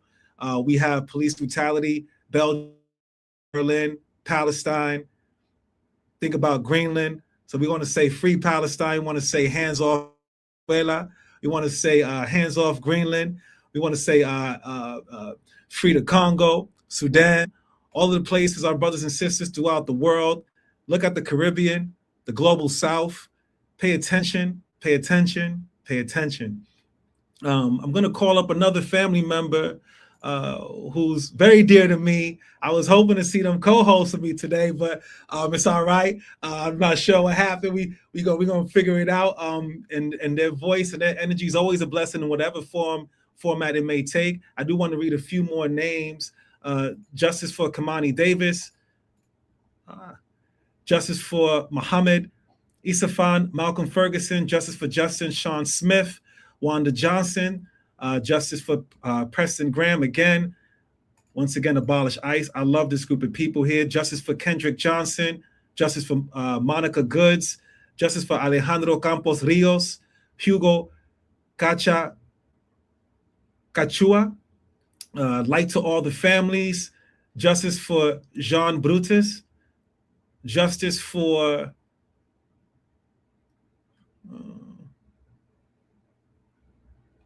sorry, y'all. Trying to get the names in. It's Justice for Angoni Guyen, an ICE victim. Justice for Bray Angoras Rayo, another ICE victim. Justice for Mark Marksky McKerniak, another ICE victim. And I love how people here are connecting the pandemics with ICE and police and making sure that we call the names of all the victims and not just one or two names, but we know that this is a long history of resistance. And I appreciate you all for showing up and always showing love. I do want to call out a spiritual warrior, someone whose voice and energy grounds me. Even on, I want to share a little bit, even on Friday, we had a backstage, and it was a privilege and honor to see the families coordinate and hold each other and see how they prep for such an event like this, such a gathering and a ceremony like this, and how the mothers and the fathers hold space for each other and mentor each other and also encourage and give us some pointers, right? And I really appreciate the leadership of Kimberly Vaughn. I'm going to call you up right now, former wife of Muhammad Isafan, who was killed by Ohio police on December 15th, 2019, to introduce our next Stolen Live induction. We welcome you. Kimberly, how are you feeling? Yeah, purple, I love it. That's right. My shirt, Yes. you can't see it, but it says, "I am Muhammad, killed by Akron PD." So, Yes. Thank you so much for being with us. Thank you. and thank you for always being a calming spirit for all of us families, especially in this space. I'm just going to take a few minutes to speak on my Muhammad, and then I will move on. As Spirit said, on December 15th, 2019, so we just marked his 6-year anniversary. At approximately 9 a.m. on a Sunday morning, my Muhammad was shot 15 times and killed by 2 Akron police officers. I'm sorry, that's my all-time favorite picture of him, was the one that was just up. So I just happened to see that, and it makes me smile. I'm sorry. Muhammad had ran out of fuel and was walking home to get his gas can out of the basement. And approximately 3 houses away from home, he was approached by these 2 Akron police officers with guns drawn immediately, getting out of the car, and an unmarked car at that. My Muhammad was sitting on the ground smoking a cigarette and stood up, put his hands up in the air, took a direct shot to the chest, and then turned for his life, where he took 14 more bullets in the back. They say that he appeared to pull a gun on them. However, they didn't have any body cams or dash cams on to back it up. They lied to the press and told them that Muhammad was given aid immediately on the scene, and they actually didn't. They didn't touch him for 2 minutes, even though both officers could report hearing him taking labored breaths and blood bubbling out of his back. And then when they did finally touch him, they cuffed him so hard that the coroner noted severe handcuff wounds on his autopsy. There is a business across the street, luckily enough, that had a surveillance video of my Muhammad's last minutes. And I also have an eyewitness that saw everything that happened and has said from day one that my Muhammad never posed a threat and he never saw a gun or my Muhammad pull a gun. Moving forward, that lead witness was never called to his grand jury to testify. Subsequently, the 2 officers were cleared. The daughter I share with Muhammad and I filed federal civil charges, and to close, just this past June, a day after my birthday, federal Judge David Ruiz threw out our federal civil case for Muhammad, stating that the officers were justified in killing my Muhammad because he committed a misdemeanor by leaving his car on the side of the road to go get fuel. So that's where the case is currently at. We have filed an appeal, and we are currently in appeals right now. In fact, the defense for the police get to file their appeal this upcoming week. So please pray for us. Thank you for the opportunity to speak on my Muhammad. We do have a petition. We're about 15 signatures away from 600. So if you could check that out and sign it for us, trying to get to 600 in the 6th year. So now I will move on to the next family that we have in line. And this is a very special mom to me. She shares the same name that I have. And she is also part of the Northern Ohio Powerhouse. She has the Northwest, I have the Northeast, and together we have stood, since I entered this fight, shoulder to shoulder, always checking up and keeping an eye on each other. So without any further ado, I would like to introduce Kim Davis, the mother of Kimoni Kodak. It's a Kodak moment. Davis. Thank you guys for having me. And also thank you for honoring my son, Kimoni Calvin Davis. I want to start off with 7,497 days of Kimoni's life. He encountered Officer Damon Caruso in Hanging Rock, Ohio. Kimoni and his friend, Ershawn Warren, 17 years old. Kimoni was 20. We're driving down a highway interstate. They said that Kimoni was going 11 miles over the speed limit, and the officer decided that that was worth a high-speed chase. Kimoni's friend died on impact. Kimoni died the next day. The incident took place in Ohio. It ended in South Point, Ohio. Yet my son was taken all the way to West Virginia to a hospital. Kimoni was my only child, and Kimoni was more than just a son to me. He had a lot of roles in a lot of people's lives.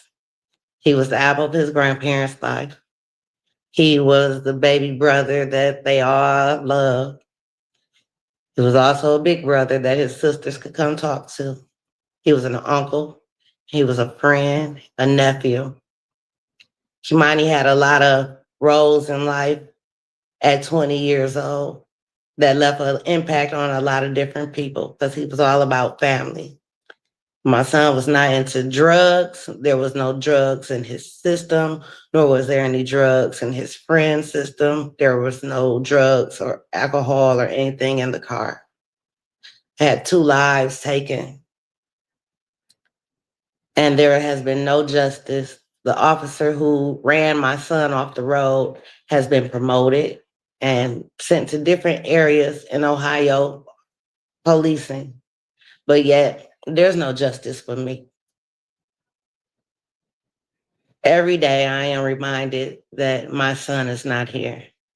And not only am I reminded that my son is not here, my son had a son, and he didn't have a chance to grow up with a father. He didn't have a chance to see somebody come to his baseball games. He didn't have a chance to hear, hey, son, you're doing a good job. That was taken away from him. He was robbed from a father. I was robbed from a son. And who knows what the world would have had with Kimoni Davis. I do appreciate everybody that has kept his name ringing for the last 10 years. But I also would like to tell you guys that losing Kimoni made me come in contact with a lot of different wonderful people, the impacted families. And within those impacted families, I co-founded Post, Protect Our Stolen Treasure. And we would like to get rid of qualified immunity, change some of these laws, but without help from just normal, everyday citizens, we can't get anything done because we need a collective whole. I implore you guys to stand up. It takes all of us together. And let's change the laws. Thank you.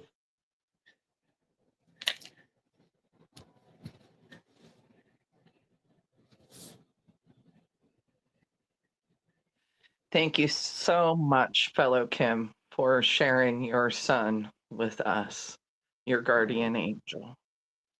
I appreciate it. I love you, Kim.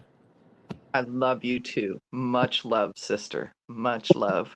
And actually, yeah, let's give an extra shout out to Post, which is an organization called Protect Our Stolen Treasures.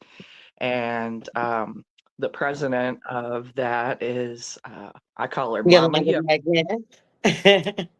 there. And her daughter, Justice for Adacia. So just wanted to give that group an extra shout out for any of our families that might be in those areas. And want Ohio, Oklahoma, North Carolina, South Carolina, Oregon, Kansas, and Louisiana. all of them. And even, I'm kind of far away from the ones that are in my state. I still keep in touch with Mama Yo up in Detroit.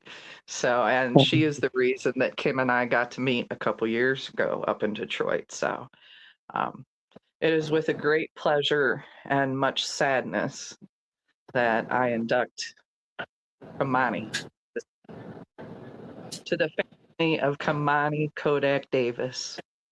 On January 11th, 2026, the name of Kimoni Kodak Davis is formally entered into the Stolen Lives Project, joining tens of thousands of people killed by law enforcement in the U.S.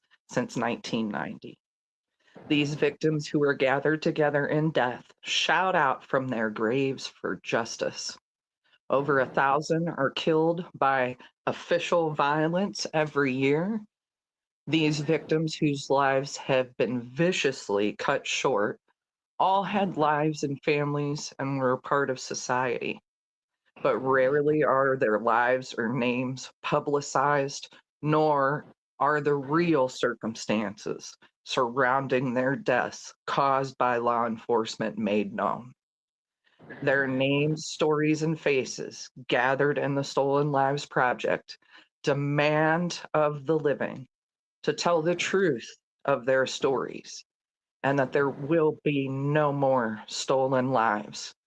We refuse to let Kimoni die in vain. In his name, we will stop the national epidemic. Death requires responsibility. Amen. Thank you so much. Thank you. And then, okay, back to Spirit. I think it's actually back to you, but I do want to ask you a question before you do the next one. Is purple Muhammad's favorite color, or is that your favorite color?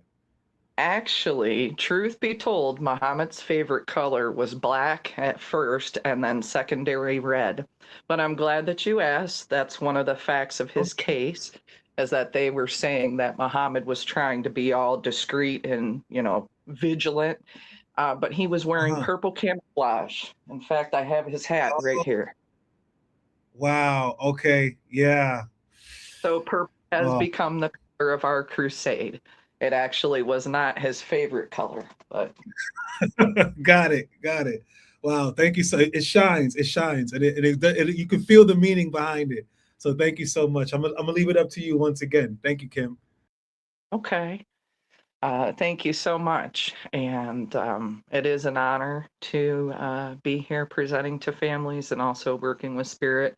The last time when I co-hosted with him, that was just a one-time thing. This is your thing, Spirit. And so I'll keep behind you. But nobody can do this the way you've done it for so many years. So now I have the pleasure of introducing one of the sweetest, most precious, most kind souls that I have yet to meet in person. And I'm telling you, when you all hear her talk, you're going to see it come through her. She just oozes love. And she is the wife of Rashad Lamar Nelson. And her name is Samantha. They also have a baby together. I won't mention her name. I'll let her mama do it. But I have seen this baby, and it's the most beautiful love story I have ever heard. So without further ado, Sam, ready? There she is. Hi, sister. It's been a while. Hi, that was beautiful. Thank you. Welcome. Well, I'm here to talk about my husband, Rashad Lamar Nelson, and our two friends, Asia Monet Ray and Aaron Javon Willis.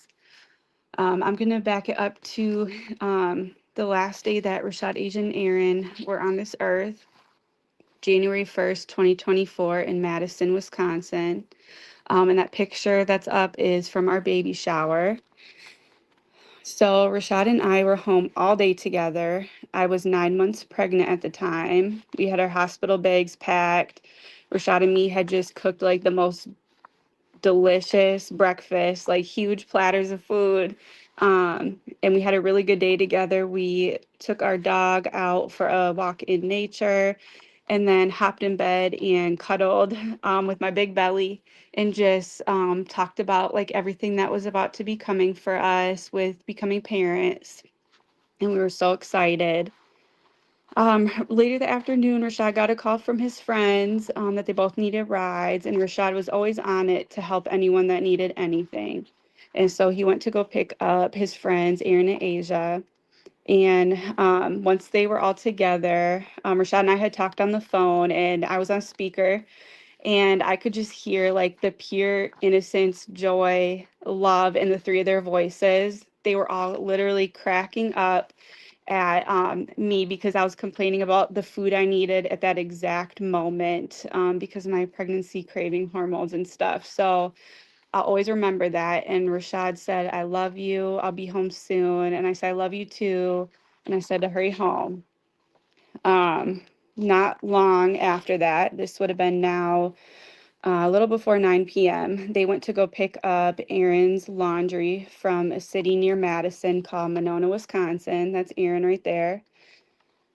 I am not sure when the police officer first started stalking Rashad, Asia, and Aaron. But what they did is began to follow them in an unmarked police car. And this was, it was dark out. It was evening, 9 p.m.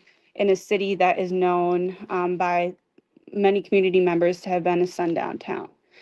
So they began to be followed. Rashad used his blinker and slowly turned into a school parking lot and pulled into a stall briefly.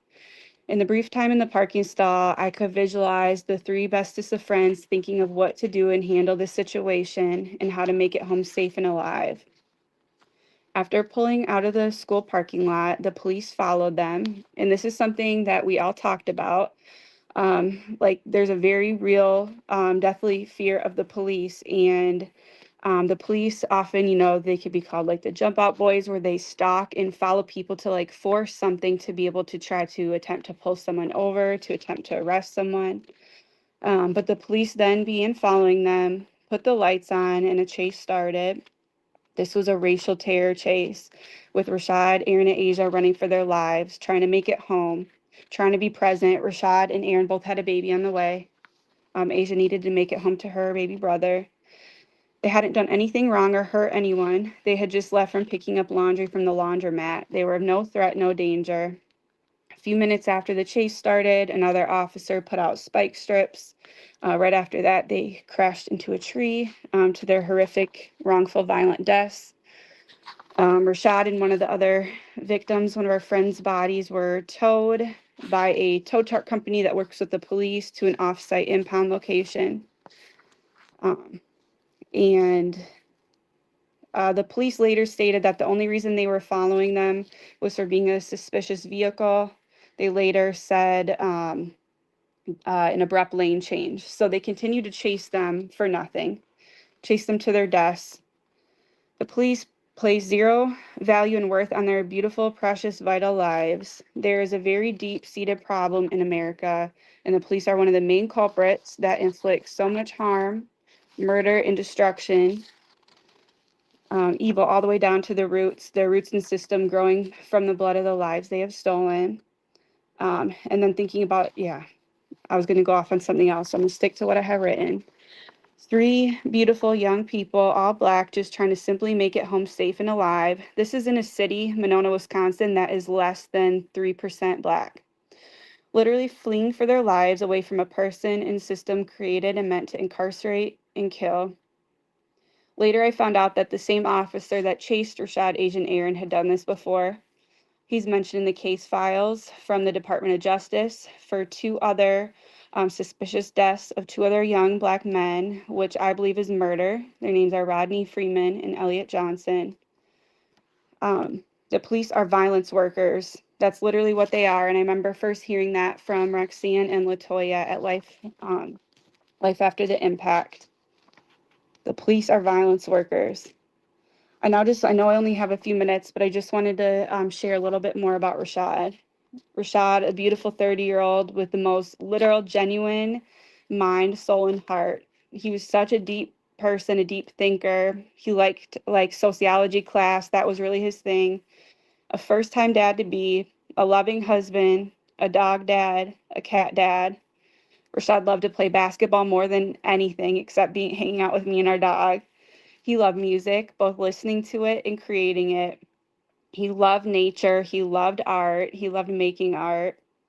He was working at FedEx at the time and getting his auto detail business off the ground. He just purchased new detailing equipment. He was just so excited about life. He was so excited about what life had yet to offer and becoming like a father. That was Rashad's greatest gift and blessing in life. And he never even got to hold our daughter. So much has been stolen. 3 whole entire people's lives, the whole rest of their lives. All they wanted to do was make it home to their family, to their loved ones, home. Rashad was murdered, and then I had to go to the hospital to deliver our baby girl without him. Without having slept, I had to go bring our baby girl to this world, deliver her to a world where her father's life had just been stolen. Our daughter will now grow up without her precious and vital and needed father. Rashad couldn't wait to be a dad. It was the greatest thing in life he ever wanted and was so excited for. Our daughter needs her dad. We need Rashad. I need my husband. Rashad should be alive and here and home. He should have been able to hold our sweet baby in his warm arms as soon as she was born, instead of over a week later in his cold body. Rashad, we had a doula. He was excited to do skin to skin right away with our daughter, give her first bath. And Rashad and me had cut her umbilical cord. And then Rashad and me had matching outfits for Rashad, me, and our baby girl, Jayla, to wear at the hospital together. It was our dream come true. We never got to have it, and it was so violently and wrongfully ripped and stolen from us. I just wanted to end with saying Rashad is my forever love and bestest friend. We've been together since pretty much 7th grade. We were about to be parents. We were about to get married. We were looking for our first home. He's the best dad ever, the best dog dad and cat dad. He is hugely missed every single moment through all of our daughter's milestones and waking each day and every single thing for the rest of our lives. Every moment is a moment stolen. Sorry, that's my daughter's timer going off for me. And I just wanted to say these harmful and deadly racist laws and policies need to be abolished. More people need to speak out and take action. Justice for all stolen lives. Each of our loved ones should be alive, here, and home. And we need to speak out when they try to silence us, criminalize, and dehumanize our loved ones, and attempt to cover up, lie, and try to justify their murders and brutality. Please check out Rashad's Instagram page for upcoming information about a call to action I will be making. Thank you so much to everyone, and your loved ones are all in my heart forever. Thank you so much, Sam, for sharing Rashad with us through your memories. Such a special love story, like I said. And now he is your guardian angel over you and your precious daughter. To the family of Rashad Lamar Nelson, on January 11th, 2026, the name of Rashad Lamar Nelson is formally entered into the Stolen Lives Project, joining tens of thousands of people killed by law enforcement in the U.S. since 1990. These victims, who are gathered together in death, shout out from their graves for justice. Over 1,000 are killed by this official violence every year. These victims, whose lives have been viciously cut short, all had lives and families and were a part of society. but rarely are their names or their lives publicized, nor are the real circumstances surrounding their deaths caused by law enforcement made known. Their names, stories, faces are gathered in the Stolen Lives Project, demand of the living to tell the truth of their stories and that there be no more stolen lives.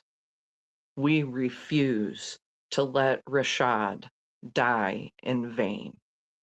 In his name, we will stop this national epidemic. I know that Rashad is up there standing next to my Muhammad. Give him a hug for me, Rashad. And they also share back-to-back birthdays. Rashad is March 24th, Muhammad is March 25th. So thank you so much. And I believe we're going back to Spirit Child. Peace. Thank you so much. And may you get not 600, but 6,000. I don't know why the number is so low, but we got to big that up. We got to figure out 6,000 for 6 years, right? We got to do it. We got to get the goals up. I've called it the little engine that could before, so nothing has changed, but that's all right. All right. We're going to put some energy into it. Keep the spirits up. Thank you so much for your energy, your vibration. And I love the purple. Yes. Big up, big up. Always a pleasure to see you and work with you. And next time we got to work on that co-hosting. I mean, you had it and you still got it. So, you know, whenever we must do it again together. All right. Thank you so much. Right on.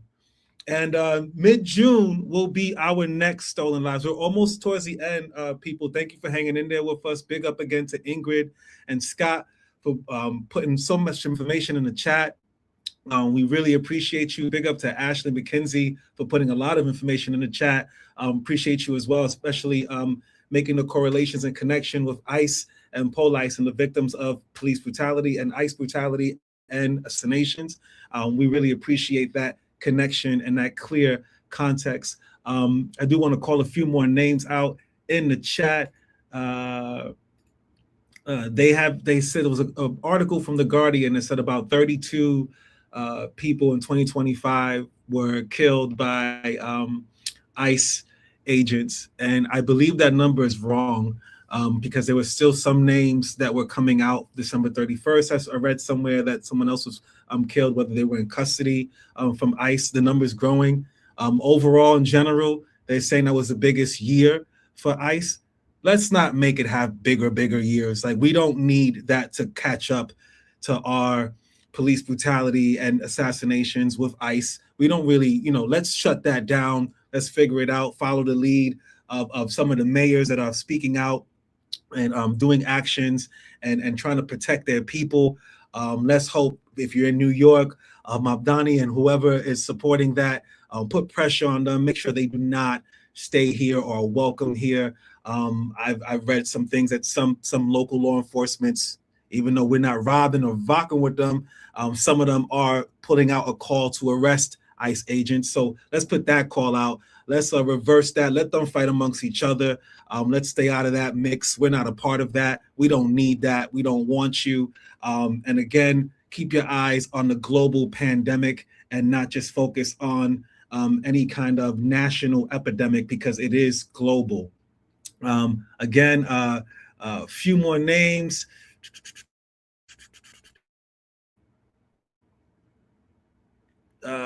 Justice for Tien Phan, another ICE victim. Justice for Isidro Perez. It's kind of hard to read because there's a hashtag to it. So there's also a hashtag for them. Thank you so much, Ms. McKenzie, for putting these names here. And Justice for All Stolen Lives. We really, really appreciate your support. Cleveland, Ohio, Alicia Kirkman, mother of Angelo Miller, killed March 23rd, 2007. Cleveland, Ohio, age 17. And again, hold the space for the families that are here. Justice for Angelo Miller. Justice for Santo Reyes. And we're going to call back up a brother who was if you came a little bit later, who did an amazing libation. And we're going to call him back up to introduce the next family member.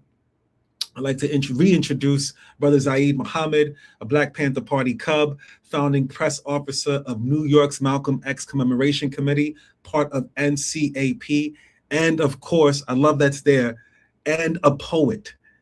Very important to know and distinguish our revolutionaries and poets, and that we are revolutionary poets. So big up to Zaid Muhammad, brother. All right, he's here with us. All right. Welcome back. Pardon me for being muted. My task here is now to introduce you to Kay White. Kay was the wife of Hasani Best. She lost Hasani on August 21st, 2020. Ironically, the day after the New Jersey State Supreme Court handed us an L in our fight for a strong civilian oversight board in Newark.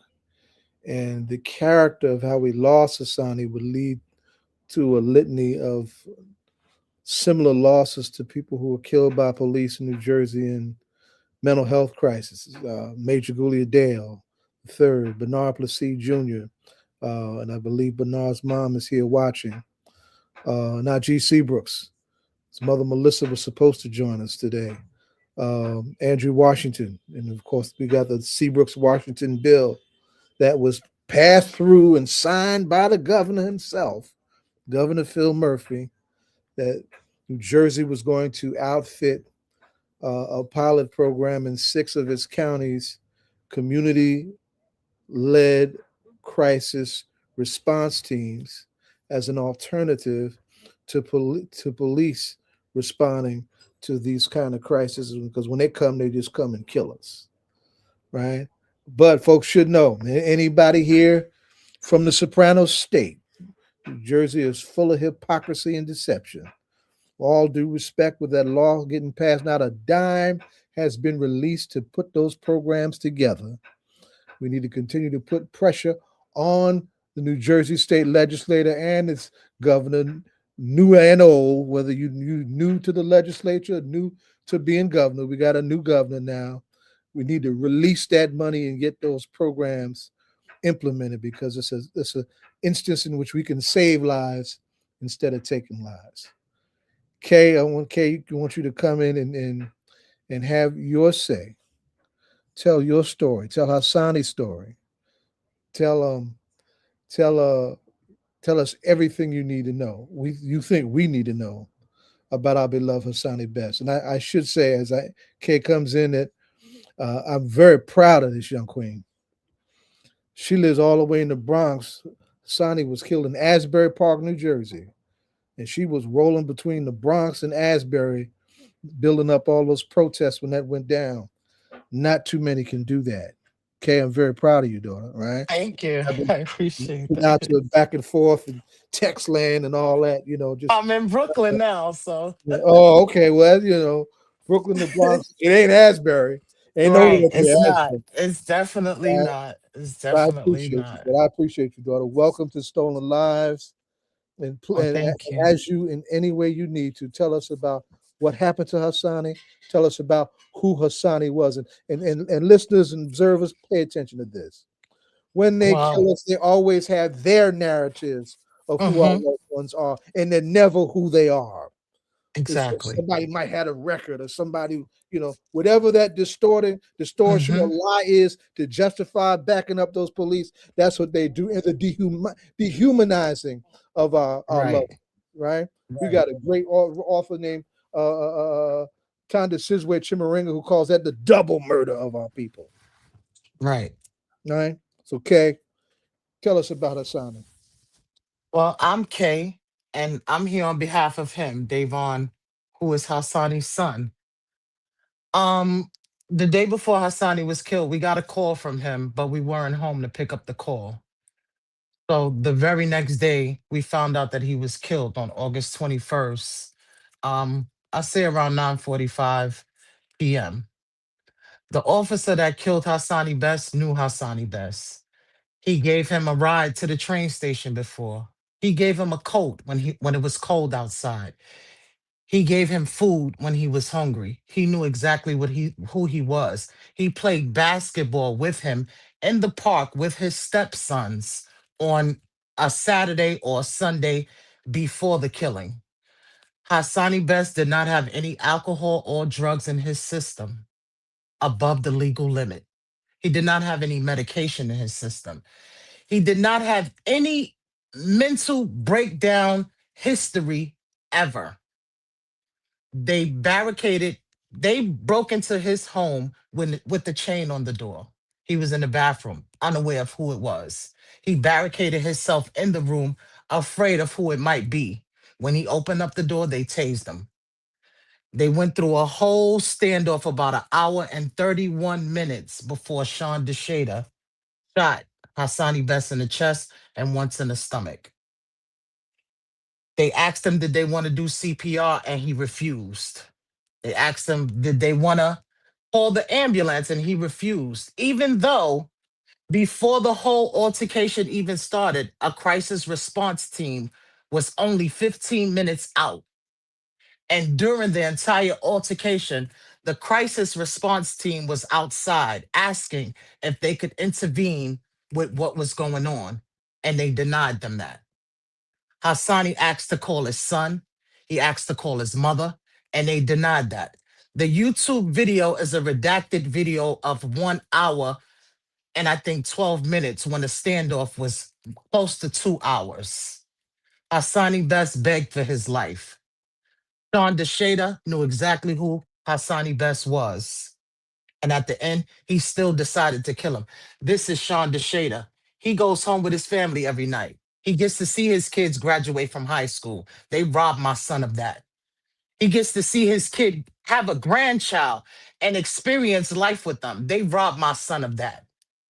So if anybody want to do anything about this, please don't forget his name. Say his name. Hassani Best. Let the world know that he was killed unjustly and Sean DeShada was never held accountable. Sean DeShada has more than 50 to 100 arrests and wrongful killings on his record to this day. And he's still not being held accountable for what he did to Hassani Best. He was a father. He was a brother. He was my best friend. I knew him since I was 16 years old, and he had a personal relationship with every single one of my brothers. He was on his way to get a CDL license. He was not a bad person. He was in his home watching basketball, the playoffs, what he loved to do. And he was killed because he didn't want to come out of his own home where the chain was on the door and his Miranda rights were never read. So thank you for your time, Stolen Lives. I appreciate everything y'all doing, and anything I can do to help push forward, I'm definitely going to do that. Wow. Okay. I salute you, daughter. Thank you. I salute you. By the way, August 21st is a heavy day in our history, the day that we lost Hasani, the anniversary of the legendary Nat Turner uprising, right? Anniversary of the assassination of George Jackson. That's some ancestral math for you, for all of us to process and appreciate. Now let me do the induction. Oh. To the family of Hassani Best. On January 11th, 2026, this day, the name of Hassani Best is formally entered into the Stolen Lives Project, joining tens of thousands of people killed by law enforcement in the United States since 1990. These victims who are gathered in death shout out from their graves for justice. Over 1,000 are killed by this official violence every year. These victims, whose lives have been viciously cut short, all had lives and families and were part of society, but rarely are their lives or names publicized, nor are their real circumstances surrounding their deaths caused by law enforcement made known. Their names, their stories and faces gathered in the Stolen Lives project demand of the living to tell the truth of their stories and that there be no more stolen lives. We refuse to let Hasani die in vain, and in his name, we will stop this national epidemic. Say Father, his name, Hasani Best. say Thank you. Hasani Best. We salute you, daughter. Thank you for your courage and your commitment. Thank you so much. Say his name, Hasani Best, Hasani Best, Hasani Best, Ibaye Ashe, all the stolen lives. I'm going to read a few more names. Ibaye Ashe, rest in power, rise in power, justice for Cesar Cruz, Carl Darcy, Daniel Cordovai Baez, Daryl DeRose, Lacroix Facroix, Dante Wright, David Jackson Page. Thank you, Ingrid, for this. Justice for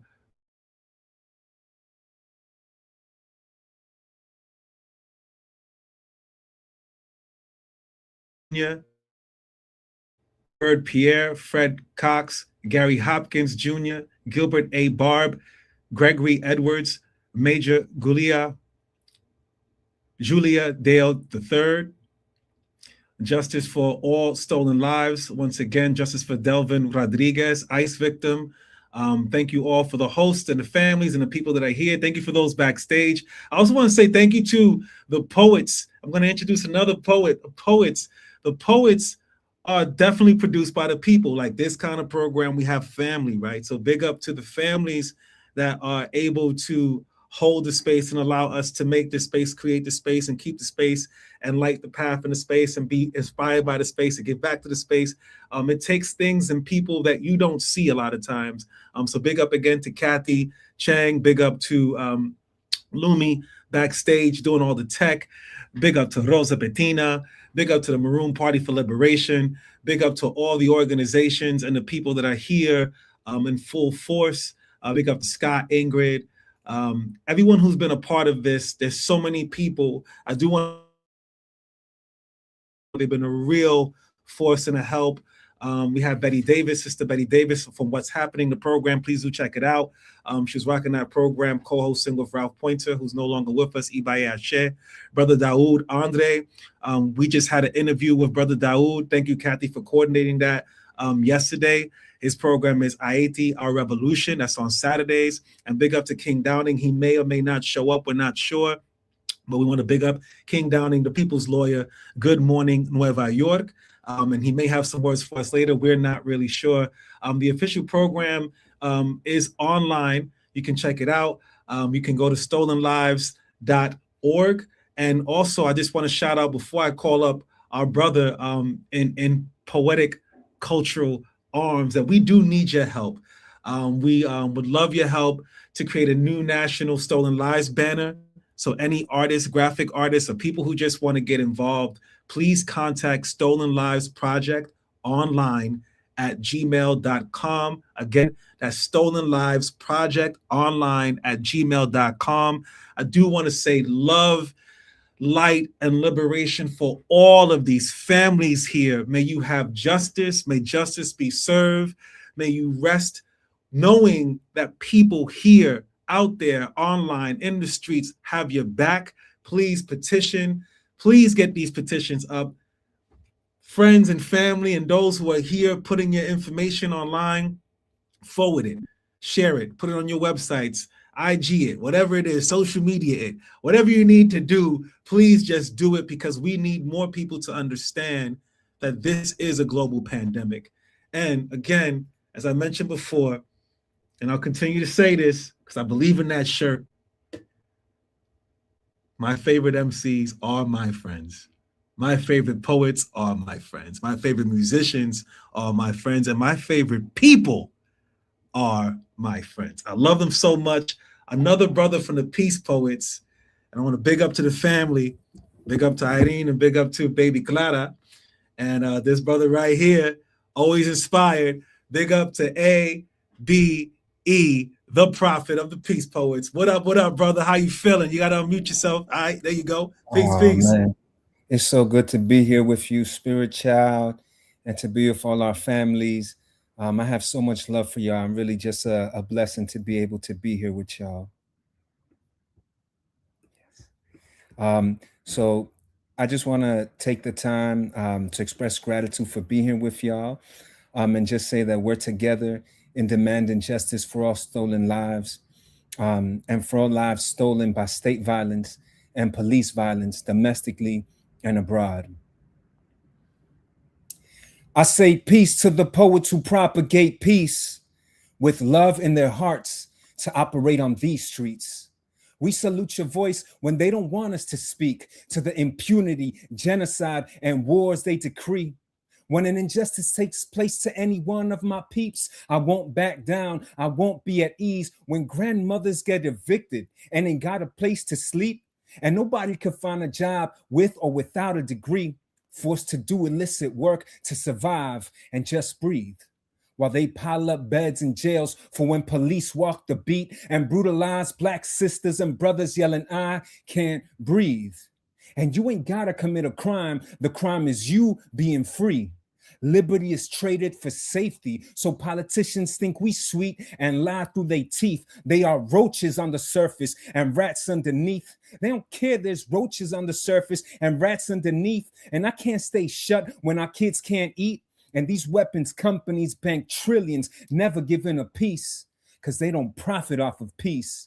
Their biggest fear is that we could ever be free. That's why they still charging family interest in Haiti, Haiti. So viva Palestine, free Palestine from the Jordan River to the sea. Because Palestine, Puerto Rico, and Guam got receipts. Vietnam, Korea, and Syria still grieves. With Libya, Iran, Iraq, and Yemeni families. The Congo, Sudan, Iroquois, Seminole, Comanche, and Cherokee. Venezuela, and 32 Cuban families deceased. Aiming at Greenland next, terrorizing internationally. Then they got the nerve to detain folks at borders who they displaced by their killing spree. It's always been bodies for sale, though currently you could pay the fee and get you cryptocurrency or buy soldiers to do your bidding. The Gestapo just murdered Amanda Good for the whole world to see. And to deny the dignity of our global family is to deny ourselves of our own humanity. And we ain't staying quiet. Hear us speak as they bury our seeds. Because with our ancestors guiding, no cliff is too steep. And we hold it down in community. No, we propagate peace. Say their names and love and light to all of our families lost to police and state violence. Yes, thank you for your fire, your energy every time, brother. And you know, a little birdie told me something backstage, and we're gonna be sad over here, this side, you know. But we wish you love and light on your new journey and where you're going. We raised our firstborn for the first 6 months there, so I think it's gonna be a beautiful place, and they're gonna appreciate your energy. Y'all could come in. We're going to bring our little ones because we're about to close up. And I haven't seen the baby yet, but you know where the baby at. Love, light, and energy and candles and everything. And man, I love you, brother. I love you. I love you, spirit child. Thank you so much, my brother. We're together. I got the utmost respect for you, Kathy, Lumi, Rosa, Maroon Collective, everybody holding our families down for so many decades. It's a shame we have to do this, but we're together, and just blessings and love to y'all. We're together. Right on. Give thanks, brother. Give thanks. This is Rhea Rose, always holding me down with energy. I really pray for justice for the families. We hold and protect our young people. And please, those who have not had the unfortunate situation and circumstances, please hold your loved ones very close. Keep them close to you. We do want to shout out a few things. We're going to show some videos for the outro, but we're going to do a pledge, and we'd love for you to pledge with us as we always close. And remember, don't forget the names. They are now our ancestors. Don't forget our people. We pray for them constantly. Our ancestors are always with us. Teach the young ones that they're not forgotten, because they're not, and they walk with us each and every way to make our days possible. And we can't do this without them. The spirit of our ancestors walk with us. We are strong. We are resilient. We are powerful, beautiful, Black, brown, indigenous, white people, all of our people. The governments We will dismantle. We shall prevail. We will do what we need to do. Here's the other one. All right, guys, my other one over here. We got to close out right. Okay, cool. We're gonna get the pledge up, and we're gonna have them read with us, and we're gonna bring back up Kimberly Vaughn to help us out with this pledge. Thank you so much. You see her purple? Isn't that beautiful? Purple. All right, we're gonna say the pledge with you. Wait. We pledge that the life and the humanity of these stolen lives will not be forgotten. We pledge that their highest hopes and aspirations will live on in us, and that we will seek justice for these and all stolen lives. In this way, we pledge that their memory will stay alive and will inspire us to fight for justice and a better world. And now I light a candle for all of our loved ones. If you would want to join me in lighting a candle across the nation, light it up so that our loved ones can see that we haven't forgotten about them and that their light will never be extinguished until our last breath. We will never accept defeat. Thank you and much love.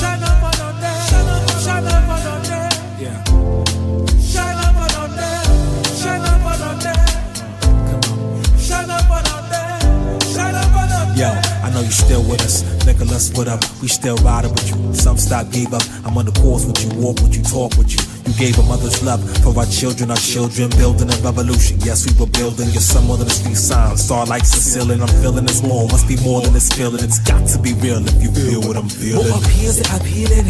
Still when I wait for the system. And I won't be a victim. And my freedom, still when I get them. More appears that I'm healing. Still when I wait for the system.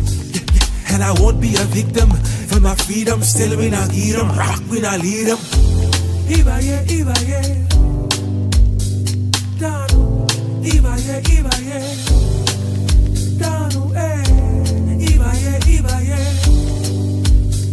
Danu, Ibaye, Ibaye, Danu, Look at your strong kin, what a legacy. We still great to be better than the enemy. I ain't your target practice, I'm blacksmith alchemy. We way beyond average multiverse galaxy. That'll be nebula, cellular galaxy. All within I and me, all for the world to see. I talk, put around a speech. I walk, leave behind recliner seats. We put the rise in power to the rest in peace. Make your soul rise in power, suffering rest in peace. We love you. Ibaye, Ibaye, yo.